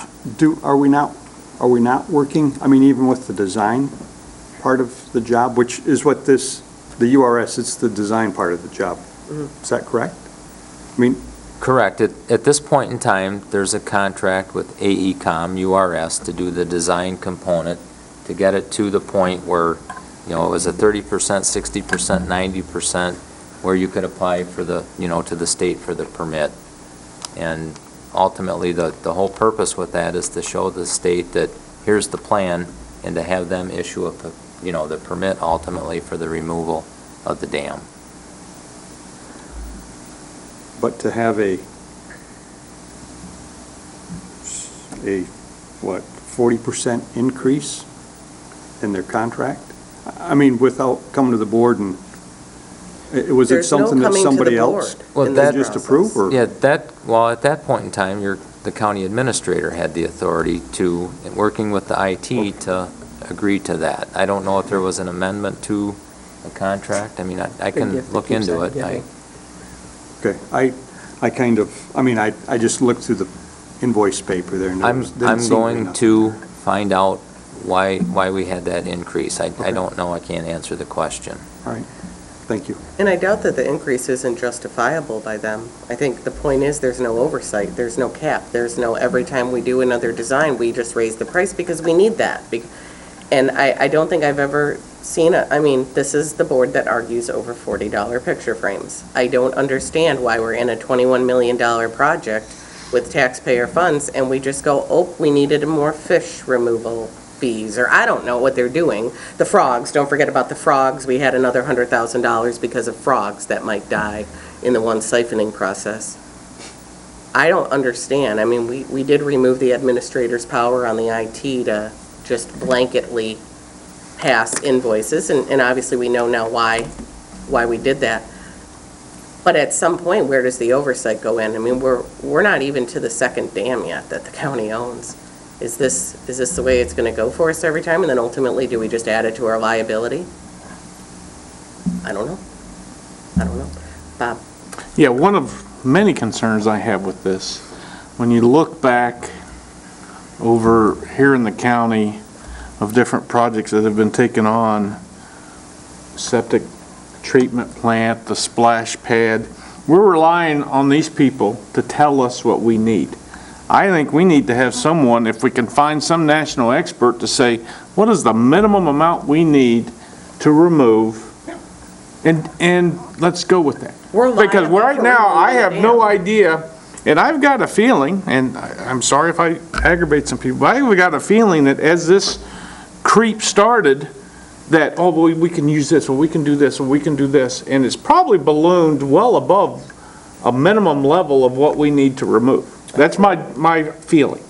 And I think we owe it to the taxpayers, to the county, to find someone else that can review this and say, you don't need this, you need this. And maybe that is the core, I don't know, but I'm concerned that, you know, we could get a, I don't know, a small car when we're actually buying a Cadillac or something, but. Well, it's pretty hard when there's no Pay for a oversight. Cadillac. Exactly. Pay for a Cadillac. We have, Small yes. car. And I don't know what the process is or who we can even get.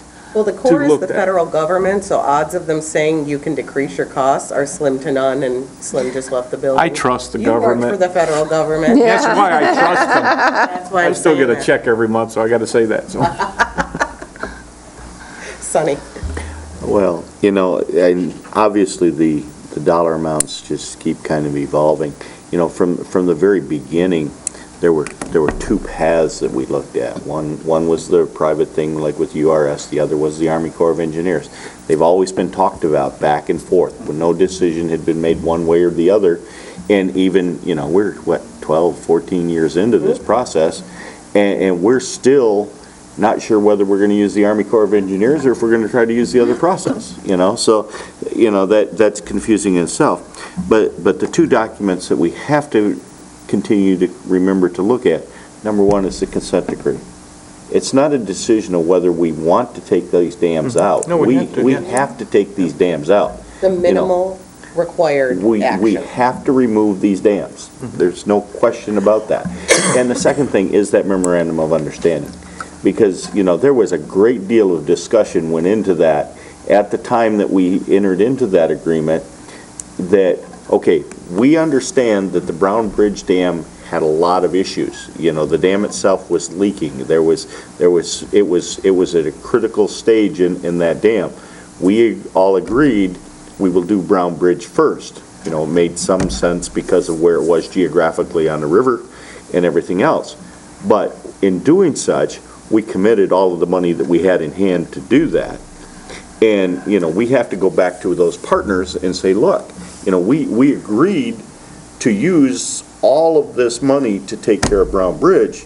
Now, we have a cost that we are going to incur for the other two. You need to continue to help us partner with that too.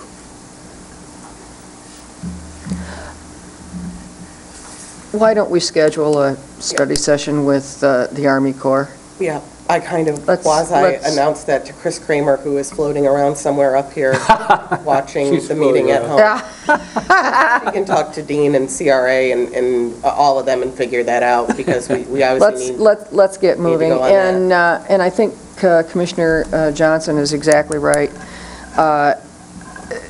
There are people out there that know how to remove a dam. Maybe it's time for a second opinion. And I don't want the Rolls-Royce dam removal. We need to get it out, and Well, I can tell you exactly when this happened, as you know how much I've read about this. It's it's shifted from a dam removal project to a river restoration project. At what point that changed, and you know who very clearly stated it to me was the Road Commission Chair, Bill Mauser. I mean, he certainly doesn't mince words, and he was 100% correct. He and I would go back and forth about the Cass Road Bridge. You all know how I feel about that. We're going to get you a T-shirt that says that. Bill had, please ask me about the Cass Road Bridge. That'd be a great shirt. Yeah. Bill had an absolute point. You know, I said to Bill, why would the county general fund be on the hook for a road? Let's face it, you guys build roads, you're the road commission. He said, Elisa, you're forgetting something. You guys decided to move the road. All that the road commission would have had to do was put a bridge right where the bridge is right now. Why is the road being moved? Why is the road being switched? Well, I'm sorry, I misspoke that. The bridge is being moved. Why is that? That's because the river restoration project people decided to restore the Boardman River to its original course. The best person in the world to ask about this is Mike Gilman. He says, I don't know what they're thinking. I mean, the people that traversed this river 150 years ago are gone. It's not like they're going to jump in a canoe and go, oh, thank God that bend is still there that was there. I've been getting information from very abrasive people, as you can tell. But at what point, and I don't know the commitment that we're at, where it shifted to a river restoration project. That was past boards, past administrators, past commissions. I don't know. But Bob, you're right. When did we switch from the Yugo to the Cadillac? When you decided to not just do what was required by the state of Michigan. The state of Michigan said remove the dams or fix them. You know, it's a safety issue. Remove the dams or fix them. All we had to do was fix them or remove the dams. We didn't need to build a $3.5 million spanned bridge and nature trails in a road going to it and recorrect the river to its original field. And don't forget the siphoning for the fish because we got it, and the turtles. We didn't have to do that. The frogs, oh, well, the turtles are a problem too. They're only, bats in the trees. And the bats in the trees are another one. So I don't know how far into that process we are. So your idea, Bob, I acknowledge and appreciate it, but we may be into a commitment project where we've already become environmentalists and not just dam removers. Oh, we've reached that. We've reached that point. So that may be something, you know, to consider, where unfortunately, like Commissioner Maxbauer just said, I don't want the Rolls Royce. Past boards and administrators might have already agreed to that, and we're in a commitment, and we've moved forward in that way. And that was where my regret was. I felt like I was just 6 months too late on the board with some of the other stuff. But Bill was right, and ultimately the fact that the Road Commission is paying for the match in the Critical Bridge Grant, you know, is that my problem was, you know, we're not going to raise Part B's money. Do you remember when I held up the picture with the dollars? You can add $1 million to Part B, and that was only in the change from the 30 to 60% design. What happens when we go from the 60 to 9%? Do we add another $1 million? Because there's no cap. It's just what they tell us we need to raise, and then CRA busts their butt, I'm going to say butt, at the county board, busts their butt to raise this money. And then they can't raise it, and we never had any oversight capability on the total amount. And here we are. We haven't even removed the second dam. We still have a third dam to go. I mean, if we can in some way correct some of the damage that was decided in the past, Let's do it. I would like to do it now, but I don't know at the level of commitment. And the Army Corps, certainly, I think we need to have the study session with them. But we also need to remember that we do not have a commitment to the Army Corps. If we don't accept the Army Corps grant, then we aren't required for a $3.5 million match is what it is, and we can go after federal funds, solidly federal funds, that could total that, but we're not going to kid ourselves. The likelihood of raising that is, you know, the likelihood is better of raising federal funds than local funds, but the likelihood is very low. The fact that it's a river restoration allegedly ups our possibility for getting grants because it brings us into some of the environmental grants and restoration grants and fisheries grants. But it still may be too lofty of a goal. I think this should be something we talk about all the time, which is why I talk about it all the time. It is potentially a multi-million-dollar debt that we will be making payments on several times. I think the key is the partnership agreement. I don't understand why this is all Grand Traverse County. I don't. It was not intended to be. It was not intended to be. It wasn't separated. You get the Brown Bridge and Union Street City, and you get Boardman and Sabin. That's not what it was. It's an entire river restoration project. Had it just been dam removals, we could have forgotten the river restoration project, done it ourselves, and saved, 75% of the money. Dan? Somewhere along the way, I don't know if it's when we have the Corps of Engineers, we need to look at the possibility of a second opinion. Like you said, someone can come in and say, there are other options. Yeah, someone could come in and say, don't do a river restoration project. How do we do that? But we're already so committed. far in the process, and we've already committed to it, and that negates our potential for a partnership with the city and the tribe, because that was the partnership agreement. It was a river restoration agreement. However, if the city and the tribe are not going to honor that agreement. Well, I hate to use this pun, but you cross that bridge when you get to it. See, that's fun. You don't need to use that pun. Bob is the comic relief here. I'm sorry. No, Look, I've taken a lot of hits on that bridge. I'm going to own it, and I'm going to joke about it. I know what you're getting for Christmas. I know we're at the point, like Dean said, where things are happening fast now. And unfortunately, we're going to be saddled with this decision that's going to affect people for many years to come. And, it's not comfortable to be in this position whatsoever right now at this point. Because, yeah, I would love to have a second opinion, but just that alone could delay it a whole nother year.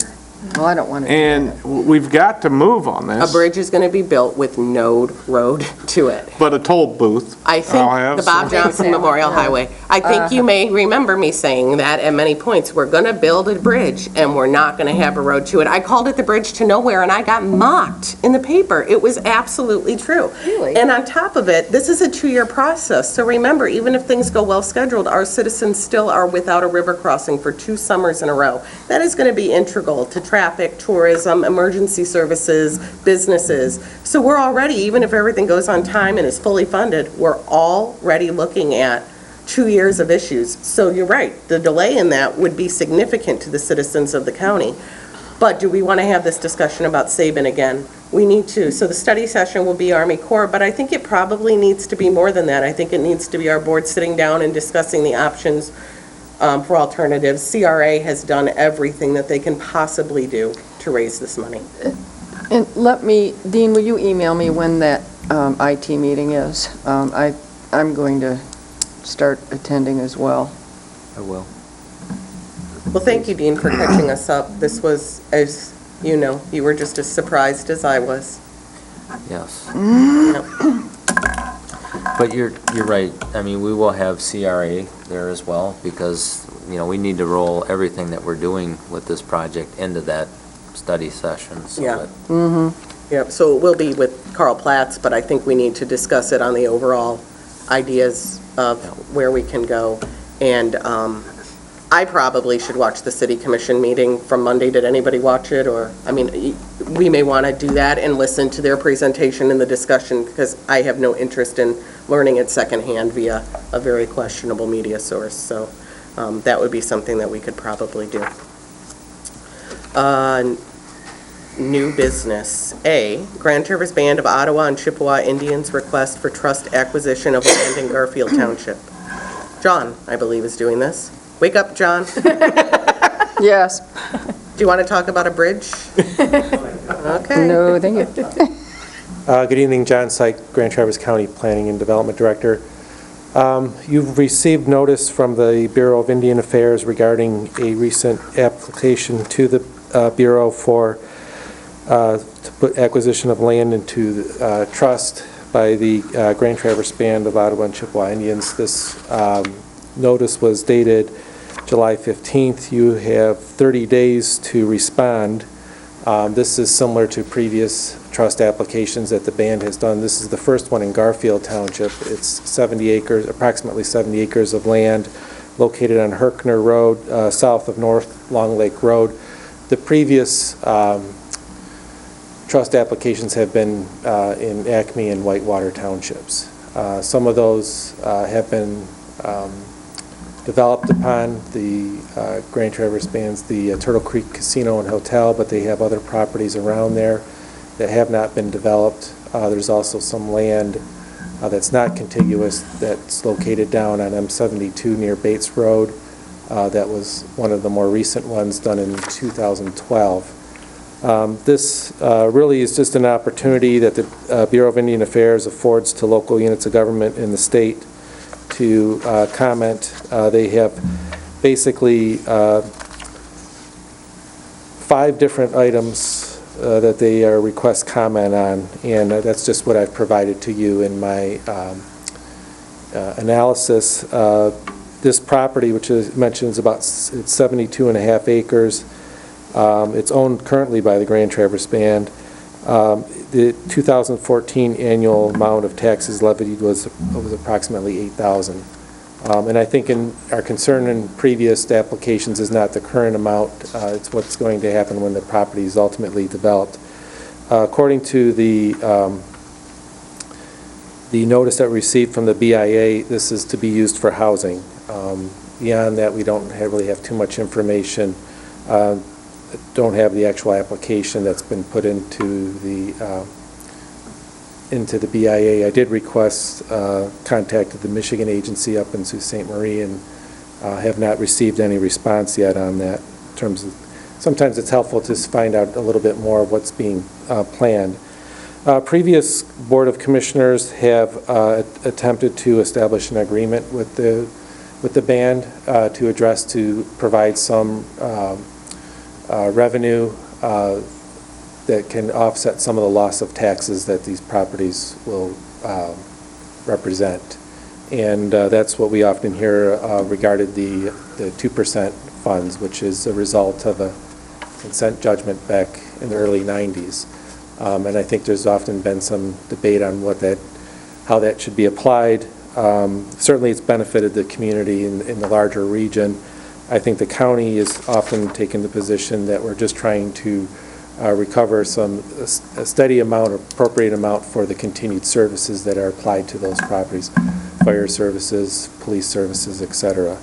And there's been some discussions at times about having some type of an agreement on those. The only special assessment that we've identified on there was for Garfield Township, was a special assessment for fire services. Certainly in terms of other services that are currently provided to that property include, like I mentioned, police services, fire services, et cetera. In terms of the zoning of the property, certainly when land's placed in trust, they are exempt from any local laws like zoning. So while they do ask for what those requirements are, the land use plan and the zoning for that particular area are pretty much conducive to housing. It's just uncertain as to what will actually happen on that property. That's the one thing that zoning and land use plans afford, particularly zoning affords to people, some predictability in how the land will be used. Once that's relinquished, as it would be under trust property, then while the application says they're housing, there's really no certainties of that.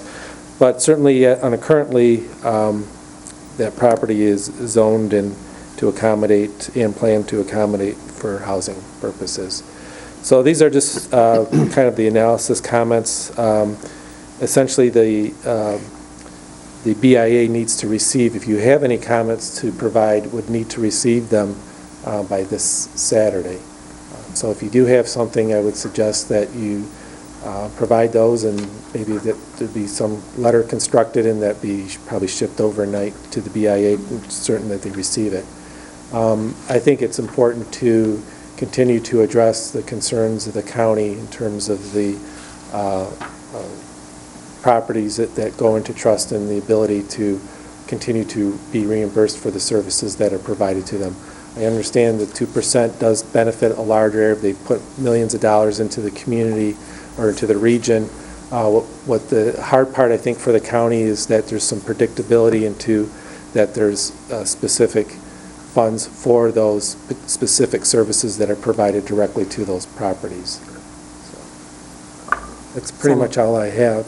Madam Chairman, I would make a motion that the Grand Traverse County Board of Commissioners notify the Bureau of Indian Affairs that we are opposed to putting this 72 acres in trust.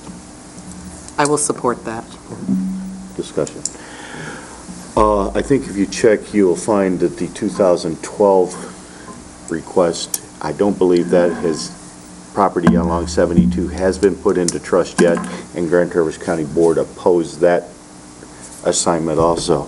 The band always wants to talk about their 2% money. The 2% money is a completely separate thing. This is an agreement between Grand Traverse Band, Ottawa and Chippewa Indians, and Governor John Engler, which allows them to have gaming on tribal land. That consent agreement specifically states that the 2% money goes to the local units of government to handle infrastructure to serve those properties. That's not the way Grand Traverse Band has chosen to distribute the money.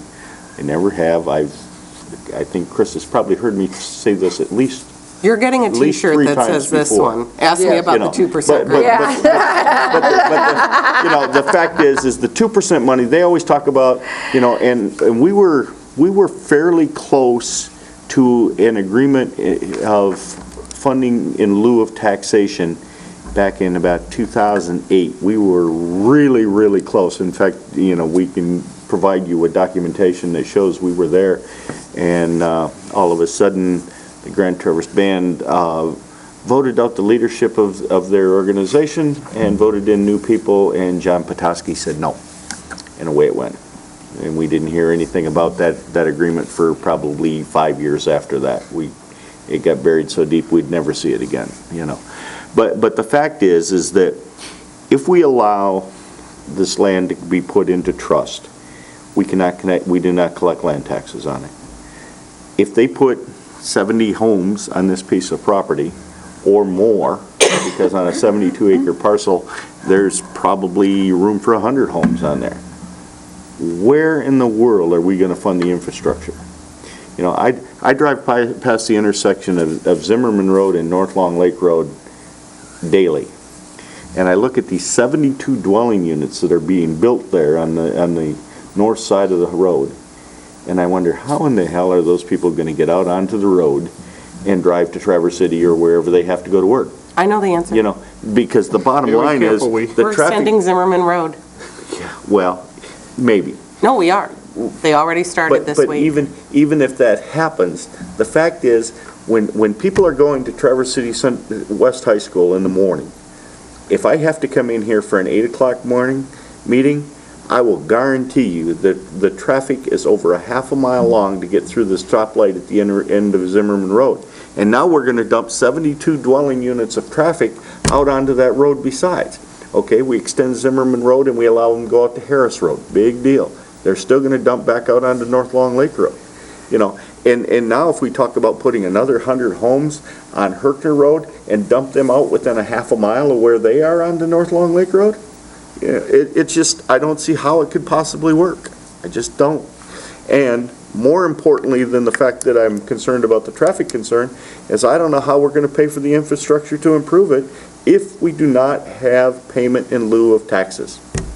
If we can come to an agreement with the Grand Traverse Band on payment in lieu of taxes to handle infrastructure, emergency services, and utilities, then we can have some sort of a discussion. But until that agreement is in place, I will not support any additional land being put into trust. It started out, the discussion happened out to Williamsburg, and it was contiguous property with the current property.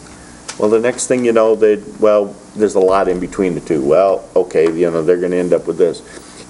At least the rumors I have heard over the last few years, they have sizable pieces of property along Hawley Road that they have right of first refusal on. That, they're just going to work that to the point that, what I personally foresee that they're trying to do is they're trying to get everything from Turtle Creek Casino to Acme, including the Grand Traverse Resort, to be put into trust, and they won't be paying land taxes on it. You take away what the Grand Traverse Band pays in land taxes on the Grand Traverse Resort property and figure out how we handle infrastructure out in Acme Township. Dan. I heard a reliable person say, I won't repeat the name, that we don't have the power to do this, that we can't stop it. Can we stop it? We can just give an opinion that we don't want. The Department of the Interior, the Secretary of the Interior, I believe, makes the decision. Am I correct on that? The Bureau of Indian Affairs, which is part of that. That part of the Department of the I Interior. think it's the So even though- regional director for the Bureau of Indian Affairs. So even though we object, it could still happen. Absolutely. Okay, all right. Kristen? But it's taken them 5 years and they still haven't ruled on the last two, so. I had a conversation with Mr. Forsythe about this today. And he told me that parcel 80 and 82, it'll probably be another, 4 to 6 months before we hear anything regarding our challenge to putting that into trust. Mr. Forsythe and I both believe that it would be beneficial for us to reach out to the Grand Traverse Band and talk to them about a PILT, which is what people call payment in lieu of taxes. At least sit down and have a discussion, much like Commissioner Crawford did with community mental health in the jail. Let's at least sit down and talk.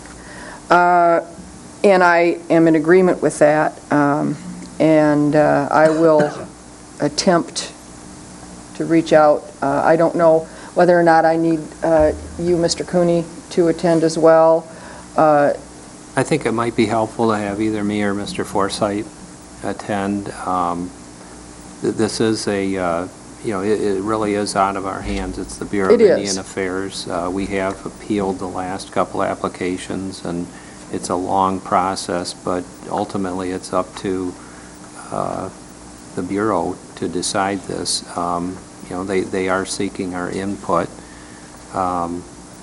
I think this is maybe a stronger application because it's for housing, and I actually thought it was for low-income housing specifically. Maybe the application didn't say that, but that makes it perhaps a stronger application. It says for housing purposes, but I believe there was recently, earlier this year, there was an announcement that there were some federal funds for various bands within Michigan that would receive funding for affordable housing. And I think the Grand Traverse Band was going to receive about $1.2 million. Yeah. And my, from our past experience in 2012, I know that the tribe has a philosophical problem with payment in lieu of taxes versus some sort of letter agreement that may or may not be enforceable. And that may be the case, but maybe we could come to some kind of understanding. That's my recommendation, is that this board try to negotiate with the tribe. It doesn't hurt to reach out and try. Yeah. When But we it were may be very, premature when we don't know whether the property is going to be placed into trust in the first place. well, I think we need the agreement one way or the other, whether we're talking about this parcel of property or some of the other parcels. I think we need the agreement. The tribe applied, and I believe they actually received designation on property along M72 down to Arnold Road. And at the point that that discussion was being had, 2007, 2008, I would guess, at that point, they were talking about building a large commercial development. And, that was their goal at that time, was to build a large commercial industrial park in that area. And one of the discussions that we had at the time was the fact that it's not just if they built this property that we wouldn't collect taxes on the building, but also what happens when Kmart decides to close the store in Acme and move into a facility here. Now I'm not only not collecting taxes on the development that's here, but I've lost the revenue that was coming from the Kmart that was currently being operated in Acme.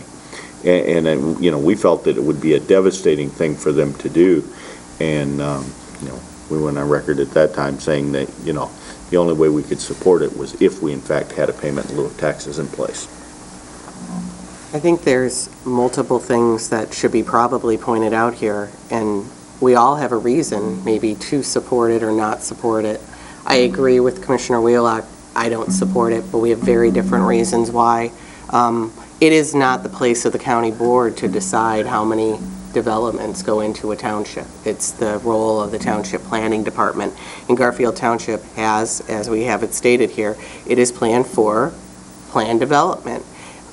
West Senior High neighborhood happens to be my neighborhood, so I can speak to it. I look at that new development every day, and there is Sheffer Farms coming in across the street from it. We have Lone Tree. I mean, Garfield Township has already planned it and zoned it, and the county has absolutely no say in their planning. So that's one thing to remember is, yeah, the traffic. I know the traffic. I live in it every day. It's awful. But I do think that that's the job of the Garfield Township planners and not us. And then when you want to couple it with John's expertise and his ability with the Grand Traverse Master Plan, that is labeled as a growth and investment area. I'm not kidding myself. When I moved there, it was a farm. It's now thousands of homes. Our water, I mean, I've been under construction for 2 years for water and sewer upgrades to deal with all of these new developments. The infrastructure investment is there. Interestingly enough, we have an abandoned subdivision off of Herkner. It's called Eaglehurst, I believe. Eaglehurst has maybe 2 homes. I don't know whatever happened.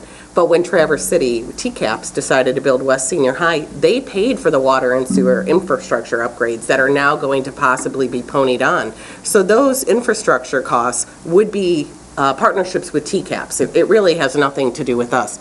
So those aren't, to me, reasons not to do it. I already know I'm living in what's labeled as a growth and investment area, although I hate sitting in the traffic every day.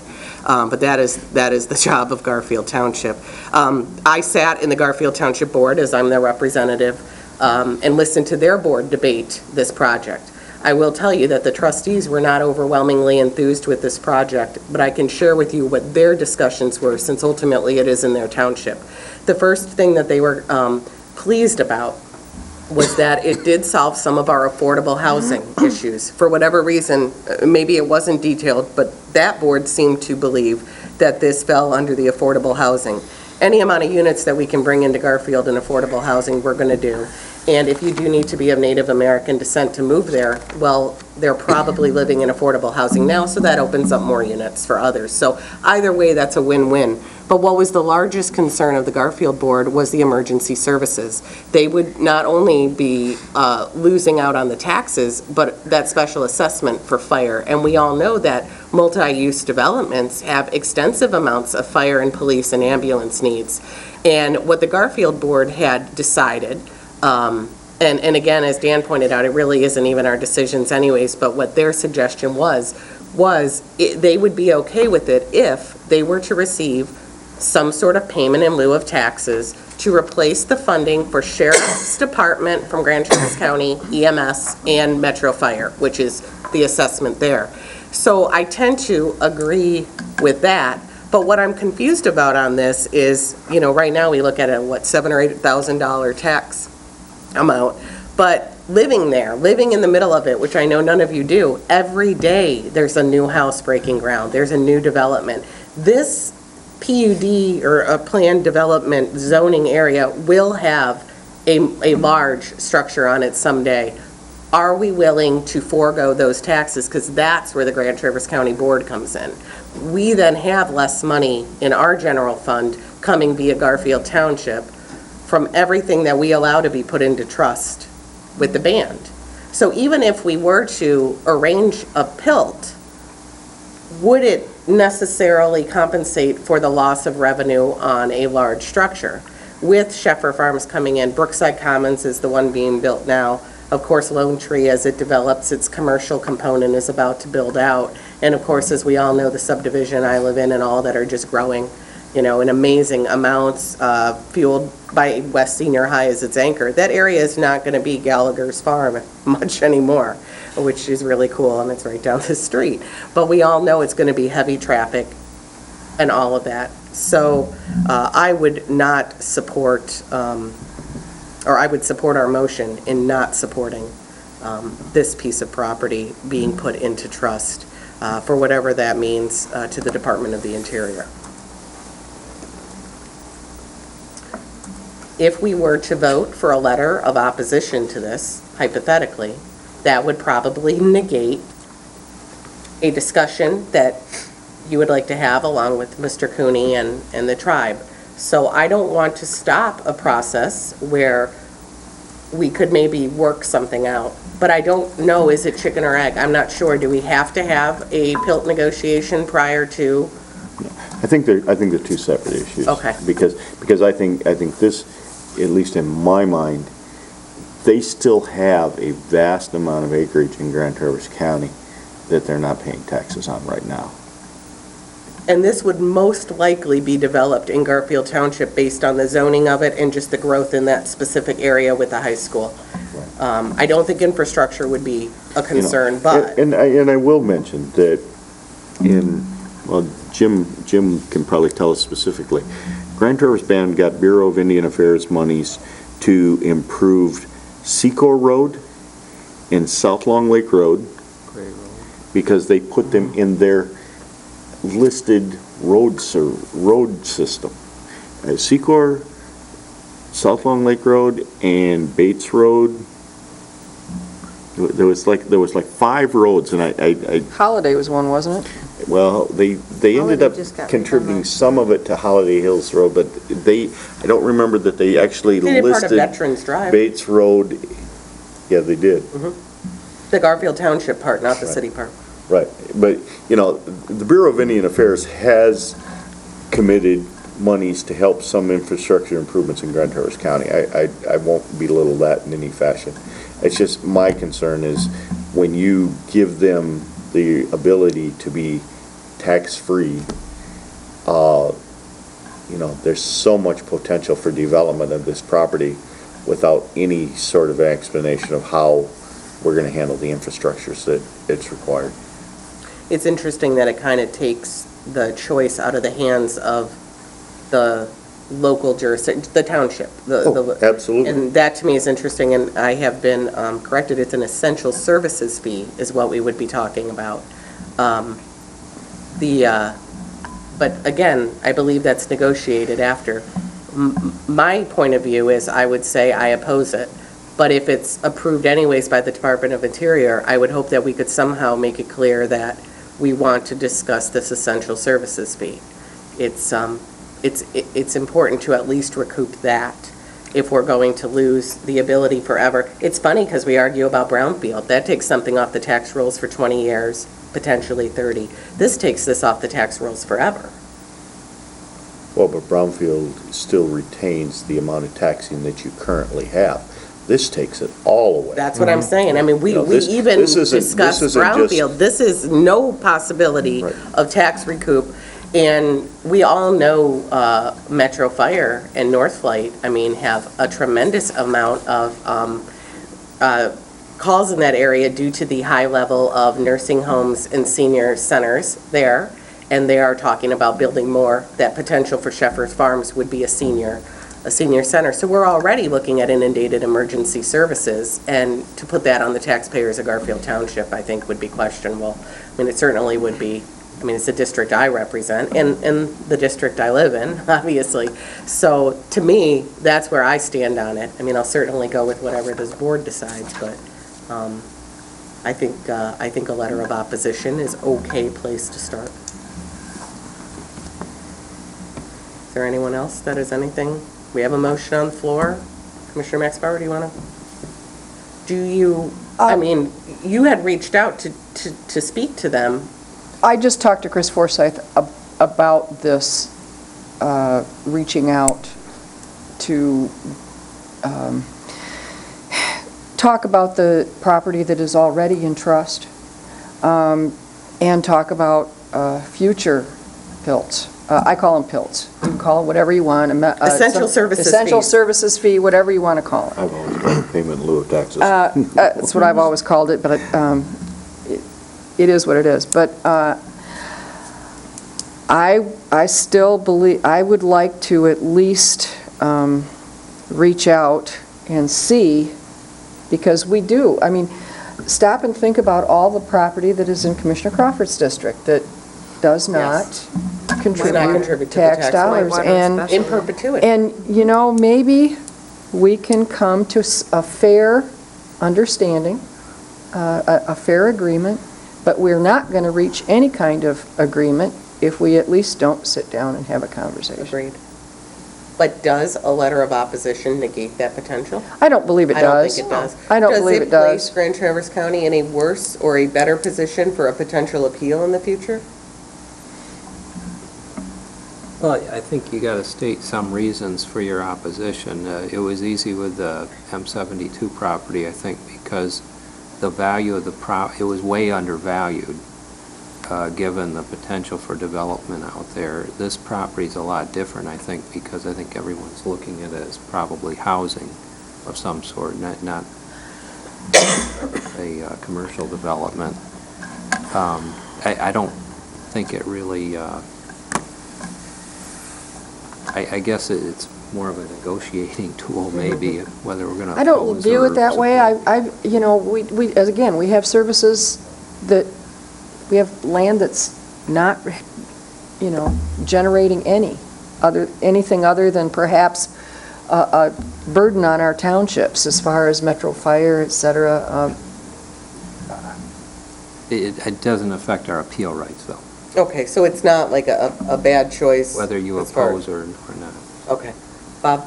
Yeah, I mean, if you wanted to make it a positive spin, you could even change it to say, we support it only if we had a, And that was essentially what the Garfield board did. I don't even know, I think support is a strong word. There were concerns, similar concerns to this board, but I think that their desire for affordable housing outweighed probably their concerns. Yeah. So I guess it depends on where this board sits with, I think we all agree the PILT is important, but what's more important to us? Carol? John, are they asking for support or not, or they're just asking for comments, They're correct? just asking for input. Yeah. So we they're- could give that input, we don't even have to say whether we support it or not, we could say, here's our thought, is Yeah, I that would- it doesn't provide, we have to provide services to this. The analysis that I did, the second item, they actually are not asking you whether you support it or not. They're asking you, what is your input on these 5 items? And it's the second one where the impact of the political subdivision resulting from the removal of the land from the tax rolls. And I would agree, you don't have to say yes or no, but what we've been consistently mentioning to the Bureau of Indian Affairs is that we'd like to see some type of an agreement. And, the county board has gone on record previously that they ratified a conceptual agreement back in, well, it was developed in 2008, but they ratified it the last go-around in 2012. So there's an interest to have some type of an agreement with the band and would like to see the band reciprocate that interest as well. And I think that is really, consistency what the county's been saying over the last several years on these, and I don't think it necessarily interrupts or if anything, it works well with what you're trying to do with the band in terms of ironing out some type of an agreement. So, In the additional information that Chris sent you, there's drafts of the previous payment in lieu agreements that we had worked on. It was 2004, so it was even a little longer ago than I remembered it was. So, we've been through this before. Well, John, what would be your recommendation then? It would be that we just answer a couple of questions and not have a letter of non-support then? yeah, in the 2000, I think what was it, this one's parcel 85, I think it was parcel 82. I mean, we basically kind of include the analysis. I think there was a cover letter, might have been from Bob at the time, and I think then the analysis was thrown in there just to kind of support the response to what the Bureau was looking for. But I think that would probably be sufficient and kind of, quite honestly, almost dust that same letter off and send it. It's the same issue on these. It's really, I think it's focused, while there may be some side discussions on development, the bottom line is what you're trying to do is get just reimbursed for those services that are directed to that property. And unless you have an agreement, it's really at their discretion how those funds are applied to. So I think that type of letter for it was done for parcel 82 or parcel 80, I think it was even similar to that. I think The would be argument fine. will be very, very similar to what we made with the Yeah. other one. Well, I'd be willing to withdraw my second, if you're willing to withdraw your motion, if we want to change it to be what John has recommended us to do. Yeah, I'm fine with withdrawing the motion, I just had to make the motion in order to have No, the I discussion. understand. So But now that the now that it's developed into something else, are you willing to do Yeah, that? I'm willing to Okay. withdraw the motion as long as we understand that we're going to direct a letter to the Bureau of Indian Affairs, similar to what we did with parcel 8082, that explains, the fact that Grand Traverse County cannot support this kind of a development unless we're going to receive some sort of payment from the band to handle the infrastructure and the essential services. Essential services fee. Essential services, because, very much. because it is real money, it becomes real money. Because we haven't heard from everybody, I'm just going to ask for just a verbal vote that we're all okay with drafting the letter. I will make a motion that we draft a letter as recommended by John Syke. Can I add that I think the letter should probably come from the board chair. Okay. I will make a motion to direct the board chair to sign a letter as outlined by John Syke. I'll second that. All those in favor? Aye. Opposed? Okay. Thanks, John. Thank you. Thank you, Bob. Okay, we added on one more item. Is that where we're at? Let me scroll. Bob had an issue to talk about. Bob? Yeah, Bob. Bob. We did that press release, and I think some of the information we had before that occurred was incorrect. I believe the impression was that the fact that Tom Menzel had applied was leaked, if you will. It wasn't. I know, Well, and we weren't even under the impression. that's the impression I was under. No. That was And the certainly the fact impression that- I got with the phone call. That's the impression I was under, and Mike Walton told me today that, no, Tom Menzel told him. Tom Menzel sent a letter to us all saying the same thing. So I personally, if an applicant wants to let the paper know that they've applied, that's their right. Not while they're still accepting It is applications. their right. I mean, But to the detriment of Grand Traverse County. Christina, the other thing I will say to this something. before we start then is, we need to start backing off on this quick reply to stuff, because personally, I don't see it the same way as you do, and I think if I applied, if I wanted to tell the paper that I applied, that's my right. Tom did not tell the paper. Tom was told by the paper that they found out that he applied. And he said, well, then I better acknowledge it. I'm not going to lie. So there's a difference there. First of all, thank you for letting me have the floor. The Record Eagle has been attacking this board almost since the day we were sworn in. In May, there was an editorial saying that Menzel should keep his head and reputation intact, and he should not be cleaning up the mess in the county. I have been called a one-trick pony simply because I carried a camera, video camera, for a couple years. It has been alleged that I go drinking and plotting after board meetings. And quite honestly, I view this, how should I say this? Well, I'll just say it. I view what has been happening in the Record Eagle to this board as an attempt to help this board fail. I really do believe that. And quite frankly, Mr. Menzel, and I don't want to turn this into a discussion about who we do or do not hire as a county administrator, but Tom Menzel, quite frankly, has a track record of turnaround and success. And they said it in their May 7th editorial, they do not want this county board to hire him, period. And pretty much everything that they have done and or printed regarding Mr. Menzel has backed up that opinion that they printed on that day.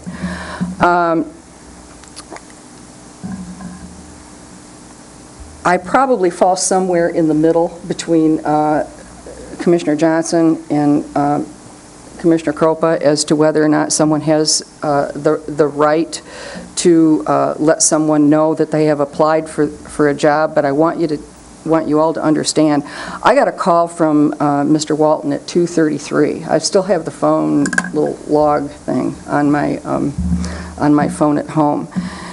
And I called Tom at 3:30 or thereabouts in the afternoon and said, I got a call from the Record Eagle asking me about your application. And I said on the telephone to them, I wasn't aware that he had applied yet, and I didn't know that he had submitted his application. I don't know what happened. I don't know that we will ever know what happened. Somebody from whoever printed his resume could have called the Record Eagle. Someone could have overheard a conversation that perhaps he was having on the telephone. I have no clue. It very well may have happened exactly as he said, where but I think a key here is he contacted the Record Eagle after I told him that I was asked about his application. That was why there was a response, Bob. We had three of us call Tom to make sure that he swore he did not do this. I would hate to, I don't want to get into a heavy discussion. This board is either going to decide that he's the best person or not. He may choose he may choose to withdraw his application. Who knows? I asked him not to do that. I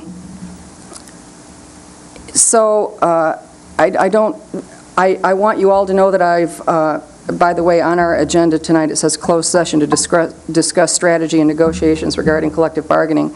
I've asked Dean to postpone that to Ways and Means. That will not be held tonight.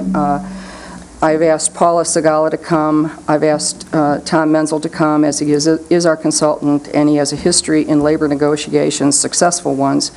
He has also met with Steve Peacock regarding, and I'm talking about his contractor consultant position right now. He has also met with Steve Peacock and told me on the phone before this all occurred that our financial challenges, our fiscal challenges are probably more than we had anticipated. We heard a little bit about them tonight: dam removal, jail, increased mental health costs in our jail,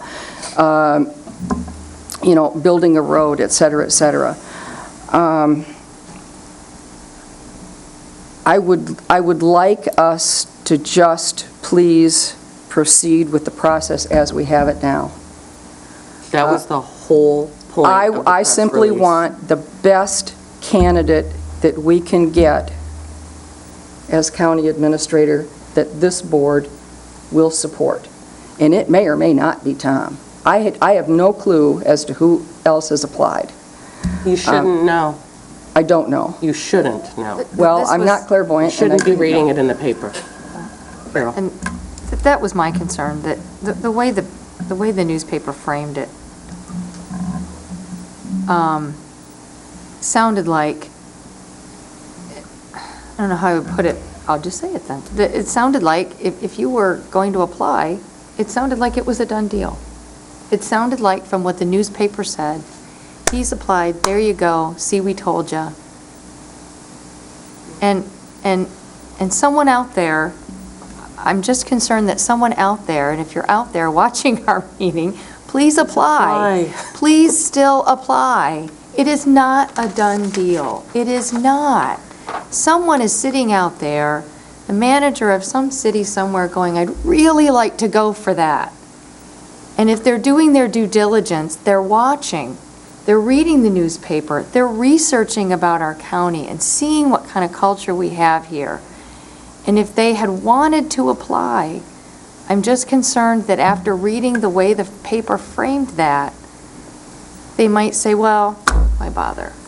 But they're out there. Someone wonderful with great qualifications that could be such an asset to us is out there. And I was just concerned that having read that, they may think, why bother? So please bother. Please still apply. And for those that have applied, know that we value your privacy. Please don't withdraw your application because you're afraid your current boss is going to read it in the paper. No. And that was why we had a quick response to that. And when I called each commissioner, I said, we are going to say we were shocked and surprised. Were you surprised to read that in the paper? I was surprised. And then if you read the rest of it, it is Paula who created the process for this application and took it very seriously, that her job, the job of our HR staff, looked like this process had been compromised, and we wanted to say, no, it's not. But the very first thing, when you say we didn't have information, we did. We spent 8 hours making sure before that press release went out that we asked everybody involved.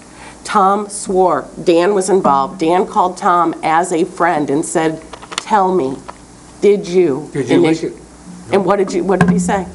I wouldn't be that stupid. Exactly. Commissioner Max Bauer, Paula Segala. We all found out, and when we had definitive proof that the person did not choose of his own free will to advertise that he applied, we know then that they got the information somewhere else. That's fine. That's not what the press release is about. This is not what it is. It is to the people that have applied and want to apply, and to our HR staff and our HR consultant. We stand by the process. That's the quote in there. We stand by this process. We didn't point our finger at anybody. We didn't say anything. But it looked like, and if you read it, you will read the press release says many readers may have gotten the impression. We're here to say we stand by the integrity of our process. We stand by the integrity of our staff. I can't imagine how anyone wouldn't want the 7 of us to stand together and say, we care that the process is intact. We want it to move forward. We are disappointed that an applicant's name was released because it may be viewed as the process is compromised. I don't want to apply now. Oh, I'm worried because I applied. All of that was covered in just a few sentences. When I reached out to the Record Eagle publisher, he did agree. He said the headline yesterday was not a good headline. It said, many favor him. That was the headline. Now imagine if you had applied or were going to apply, or what if you wanted to apply for a job in the county 6 months from now? We needed to step forward rapidly and respond to the public and say, no, we don't tolerate this at Grand Traverse County. We're not unethical, and we certainly But value. if someone leaked that, I mean, like I said, Mike Walton told me, Tom Menzel told him. So you're saying now that someone leaked it. I asked Mr. Cooney yesterday, I sent him an email to investigate this. So then I get another email saying, well, they've asked somebody, they said no. So if we're back to someone leaked it, then I think we need to go back and investigate it. I don't disagree with you, but that wasn't because the process is topic. compromised, and I am concerned then, if people are leaking confidential information, that where are they going to stop? Because that's what got me fired up yesterday. I could care less if Mr. Menzel tells them that he applied. I could care less who does it on their own. We can't control that, and to me, it's not a big concern. But if we still think that someone leaked this to them, then I believe we need to look into that, you know. Dan. I'm sorry to interrupt you, too. It's okay. I kind of look at it differently. I don't care who leaked it. That's how I feel. I think the paper did us a disservice in putting it in the paper. They knew it was a private process. They knew that it was in the best interest of the county that we keep the applicant's secret. That was the intent of Paula, and I think they let our county down by doing that. They could have called the chair. They could have. All they did was just blab it, and so now we have a situation where we've got to convince our citizens that we don't have a secret conspiracy to hire Tom Menzel. Exactly. Everyone knows I admire Tom Menzel, and now that he's an applicant, I want to say I think he's cool. I haven't seen the others yet, and we're gonna interview them all and give them all equal credence. There's a process we're going to go through that Paula Segala is guiding us through. I just think the culprit here is the paper. I think Yes. they should not have published it. They should not have published it. And I'm going to have you guys so mad at me on this one, not mad, but disagreeing. You know, if someone is giving Mike Walton this information, I personally can't blame him for printing it then.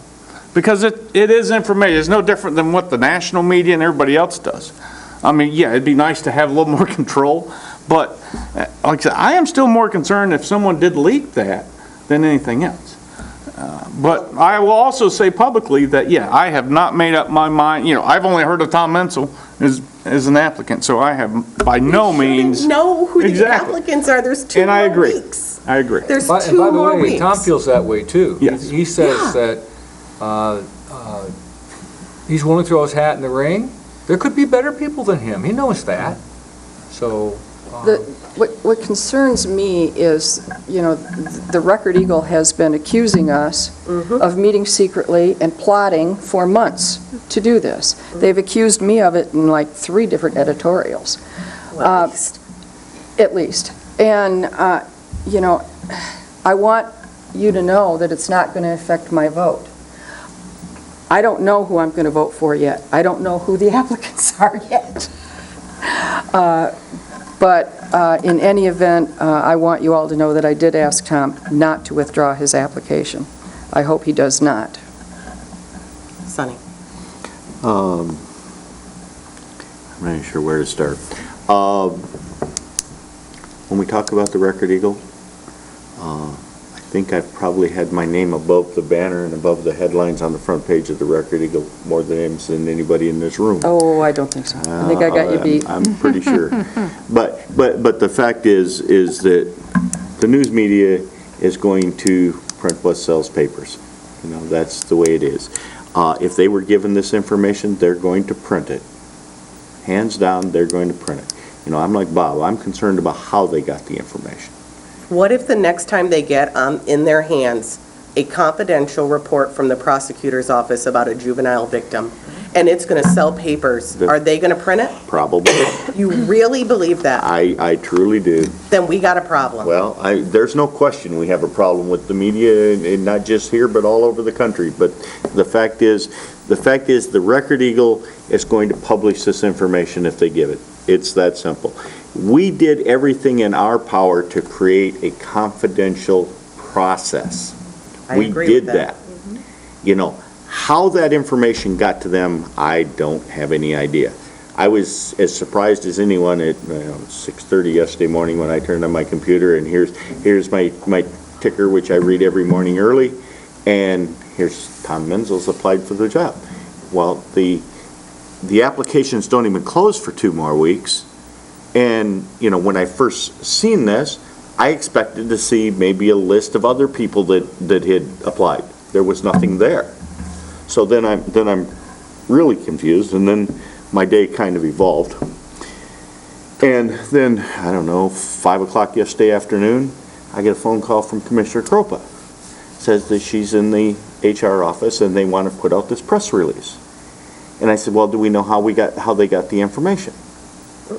It wasn't part of the press release. So, but the point is, number one, I'm concerned if you're polling commissioners, calling them individually to get their opinions about anything. I asked if you would be okay to have I a know. press My release say Board point- of Commissioners. That's it. Excuse me, I think I have the floor. I'm concerned when you're calling individual commissioners one at a time to get their opinions on anything, I'm allowed to do that. I know, but it still bothers me.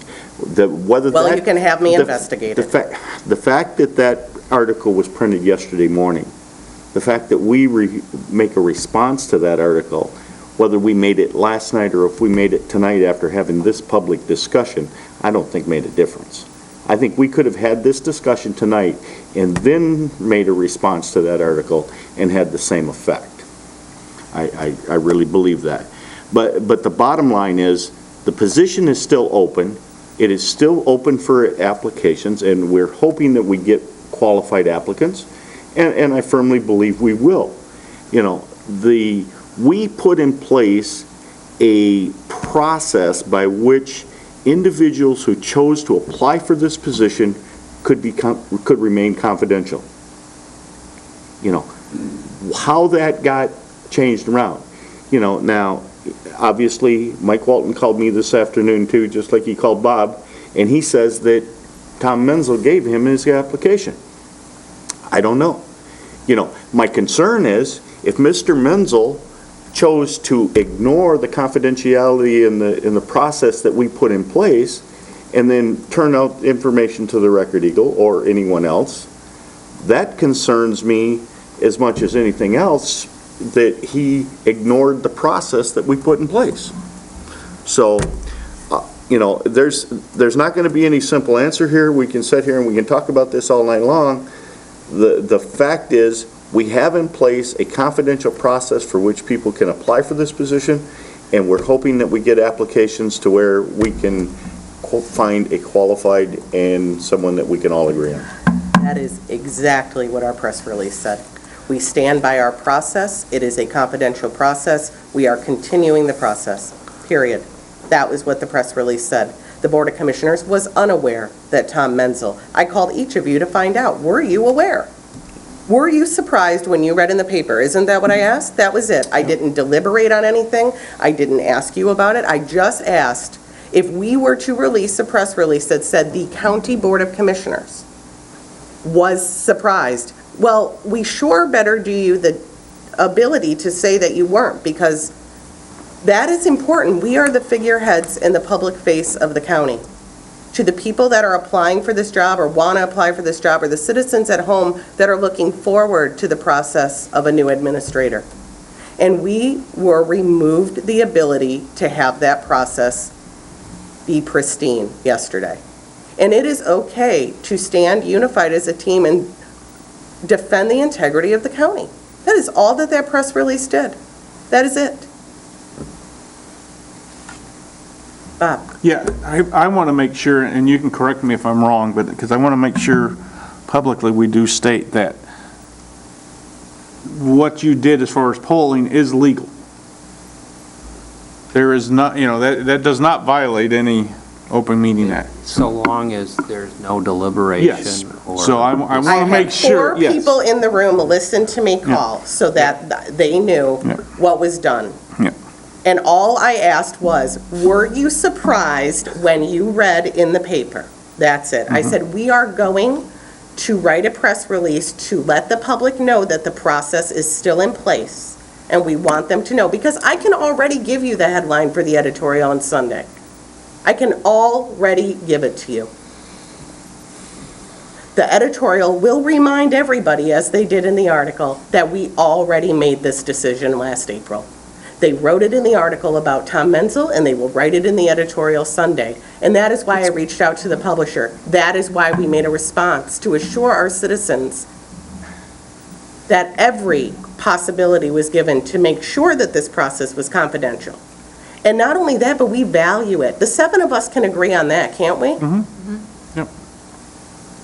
And I gave you the opportunity to say, no, I don't agree with that. That was it. It was no deliberation. Surprised is fine. The term disappointed, I'm not sure was appropriate. I said the sentence to you, and I had 4 people listening to me when I said it. Well, I was still working. Can we move on? Have we all beaten this horse to I death? know one more comment. Because, I mean, obviously, this information was leaked because of the fact of who it was, you know, because of the article. So, but I will say publicly here that if any other names get released, we are going to ask Mr. Cooney to investigate this thoroughly, because it is not acceptable. This process should be confidential. For those, like I said, we disagree on whether, I'd have to see if the posting says do not disclose or whatever. You know, if you applied and you want to disclose it, that's fine. But if you apply, you should have that assumption that the county is not going to release your name until it has to. Right. So, because as we talked earlier, before everybody was here, that, you know, if you've applied and you're already working somewhere else, it's not looking favorable sometimes. So, you know, that's a big issue, and I take it very serious. So that, you know, as I was driving back after talking to you yesterday, the more I was driving, the more aggravated I got. And so, and that's all I got to say. I think we all stand united to defend the integrity of our staff and our process. That's it. It was very simple. Very simple. Our closed session is not going to happen. We have Well, it'll Commissioner, happen next week. not going to happen tonight. Okay. We have the last opportunity for public comment. Road Commission, Bags Road. back of the No room. more. No. Mr. Kovacs. We'll go to Commissioner Committee reports. Christine.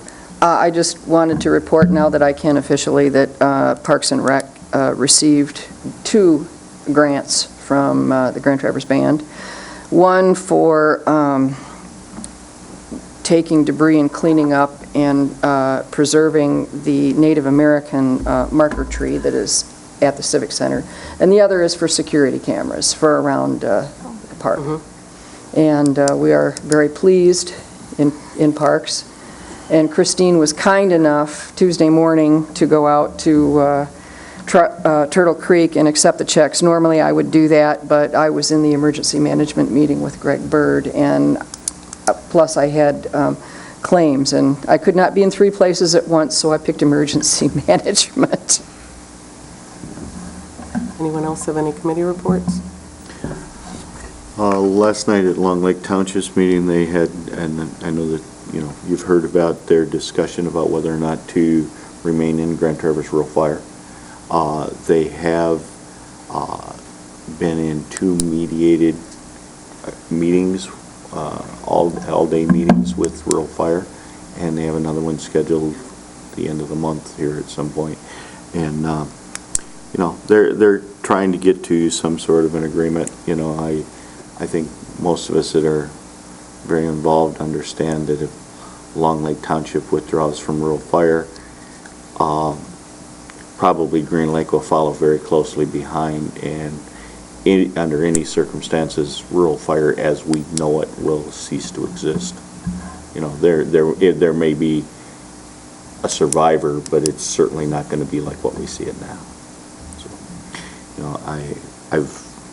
I've met with both people at Rural Fire and with members of the Long Lake Township Board to talk about pros and cons, based on history that I have from both sides of that arrangement. So that's it. What is the timeline on their decision? Well, they technically have till the end of the year. The Rural Fire's budget starts January 1. The township's budget started July 1. So what Long Lake Town, but there's in the organizational documents, if you will, in order for Long Lake Township to have any discussion about withdrawal from Rural Fire, they have to give them 6 months written notice. That's why their vote was taken in June, to notify them 6 months ahead of time. There's a lot of discussion which this group doesn't necessarily need to have about pros and cons both ways. So, Any other committee reports? I want to say that I went to Bob Hall's retirement surprise party. It was very nice. Oh, Dean so was did I, there, and the food was and wonderful. Christine. It was at Long Lake, or not Long Lake, Twin Lakes. And I think Bob was genuinely surprised, although his speech went through all of the flags he had been given, including Bob Johnson saying something during one of our board meetings about, isn't there a party this weekend or something? So you got a call or a shout out there. But I just wanted to say it was really nice, and his family, a lot of them were able to make it, and he just seemed genuinely touched. And he received a governor's proclamation thanking him for his service to Grand Traverse County, and Larry Inman presented that. And it was really neat because there was a lot of different jail administrators from around the state there, and I got to sit with one and find out more about how their jails are run and their challenges. So it was really a nice send-off, and I think Bob genuinely appreciated it. And I just wanted, on that note, to also thank Governor Snyder and his office, Representative Inman and Senator Schmidt for their help in being instrumental, along with Kevin Elsenheimer, former representative, in being instrumental in getting us that state of disaster from the governor. I think our former county commissioners came through for us and were helpful. And Larry, of course, is battling with his own severe damage at his house from the storm, as he was in the hardest hit area. So he had an extra reason to make a phone call. But I do want to acknowledge the fact that our hometown people that are serving in Lansing went above and beyond to make sure that we were getting the service that we needed as quickly as we could. And Wayne still is. He was on the phone looking for, debris management while he was at the brush drop-off site. we've acknowledged a lot of people in this process, and we're going to be acknowledging for a long time, but just when I think of once, I do want to point it Yeah, out. the calls continue behind the scenes. So It's just what we a do. big thank you to them for their service now, but remembering where they came from. So that was very nice. And then, of course, under the notices and announcements, you'll see the MAC conference information that Chris Kramer put in, and of course, a deadline as far as for the savings, and it is here in Traverse City. So obviously, we have no travel costs, expenses of any kind. It would just be in reference to the conference fees. So I know she wants to hear from any commissioners as soon as they make their decision, and if you are, maybe before the deadline, which would be nice. All done. Yep, you did it? I did. You're always 10 steps ahead of me. I did it too. I told Chris to sign I up. told Chris I'm going. I haven't signed up Well, for the I'm speaking. Mackinac Conference She can yet, which register is us all. Oh, Mac and yeah. Mackinac. I haven't signed up for that yet, so. I'm speaking, and I know you're all going to look forward to that. Is there an alternative session No. while you're speaking? Withdrawal, where's that button? So with no need for a closed session and no other announcements, we are adjourned. Thank you. What are you speaking about?